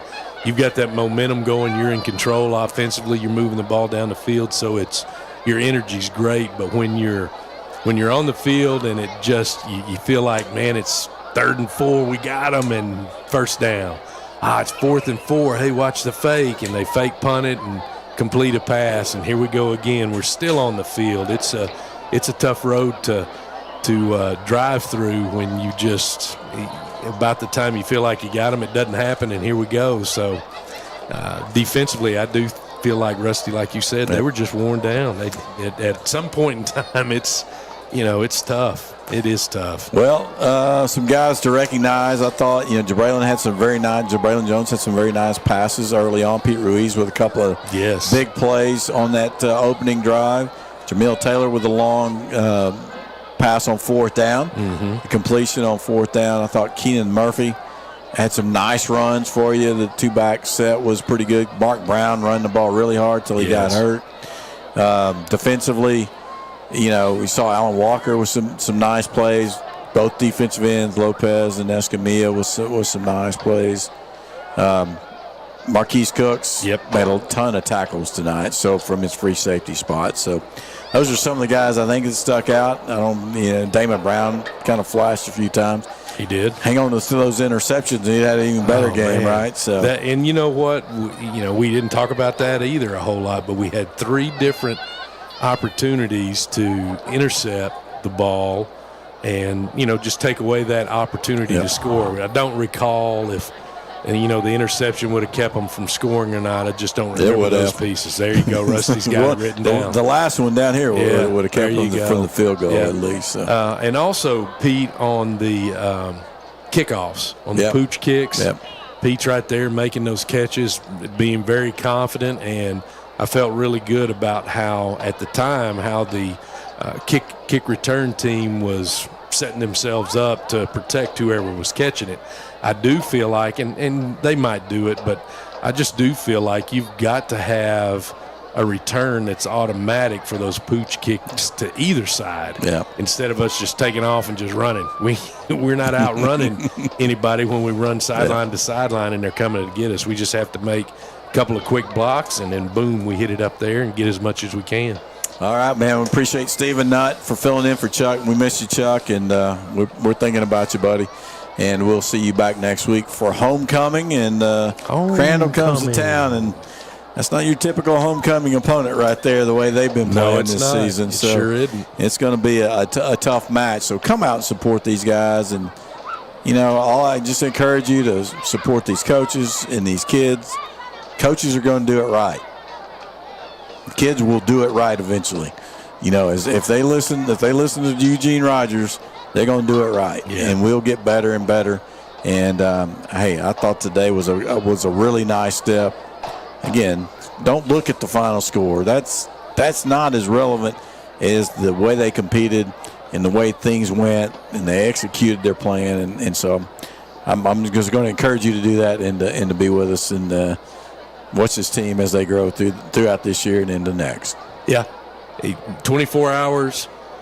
Think about it. These players are going to be thinking about it when they lay their head down tonight and go to sleep, and they're going to get up, think about it, because they're going to see it on video. But then once it's over, once it's Monday, it's time to change things up, and these guys will do it. And then come on out to homecoming, like Rusty said. Come out and see some of your old classmates or some of your old friends, whatever it may be. But come out and let's fill those stands up so when the guys look up in the stands for their mamas, daddies, grandmothers, grandfathers, whomever it may be, they just see a sea of blue. A sea of blue. Yeah, a sea of blue. That boy, take it away there. All right. Well, I appreciate Tom Childs as always for the stats, and we will be without him for a couple of weeks as he's going halfway across the world, but we'll be here. I'm sure he'll be checking in from Dubai while he's there. You'd like to think he would.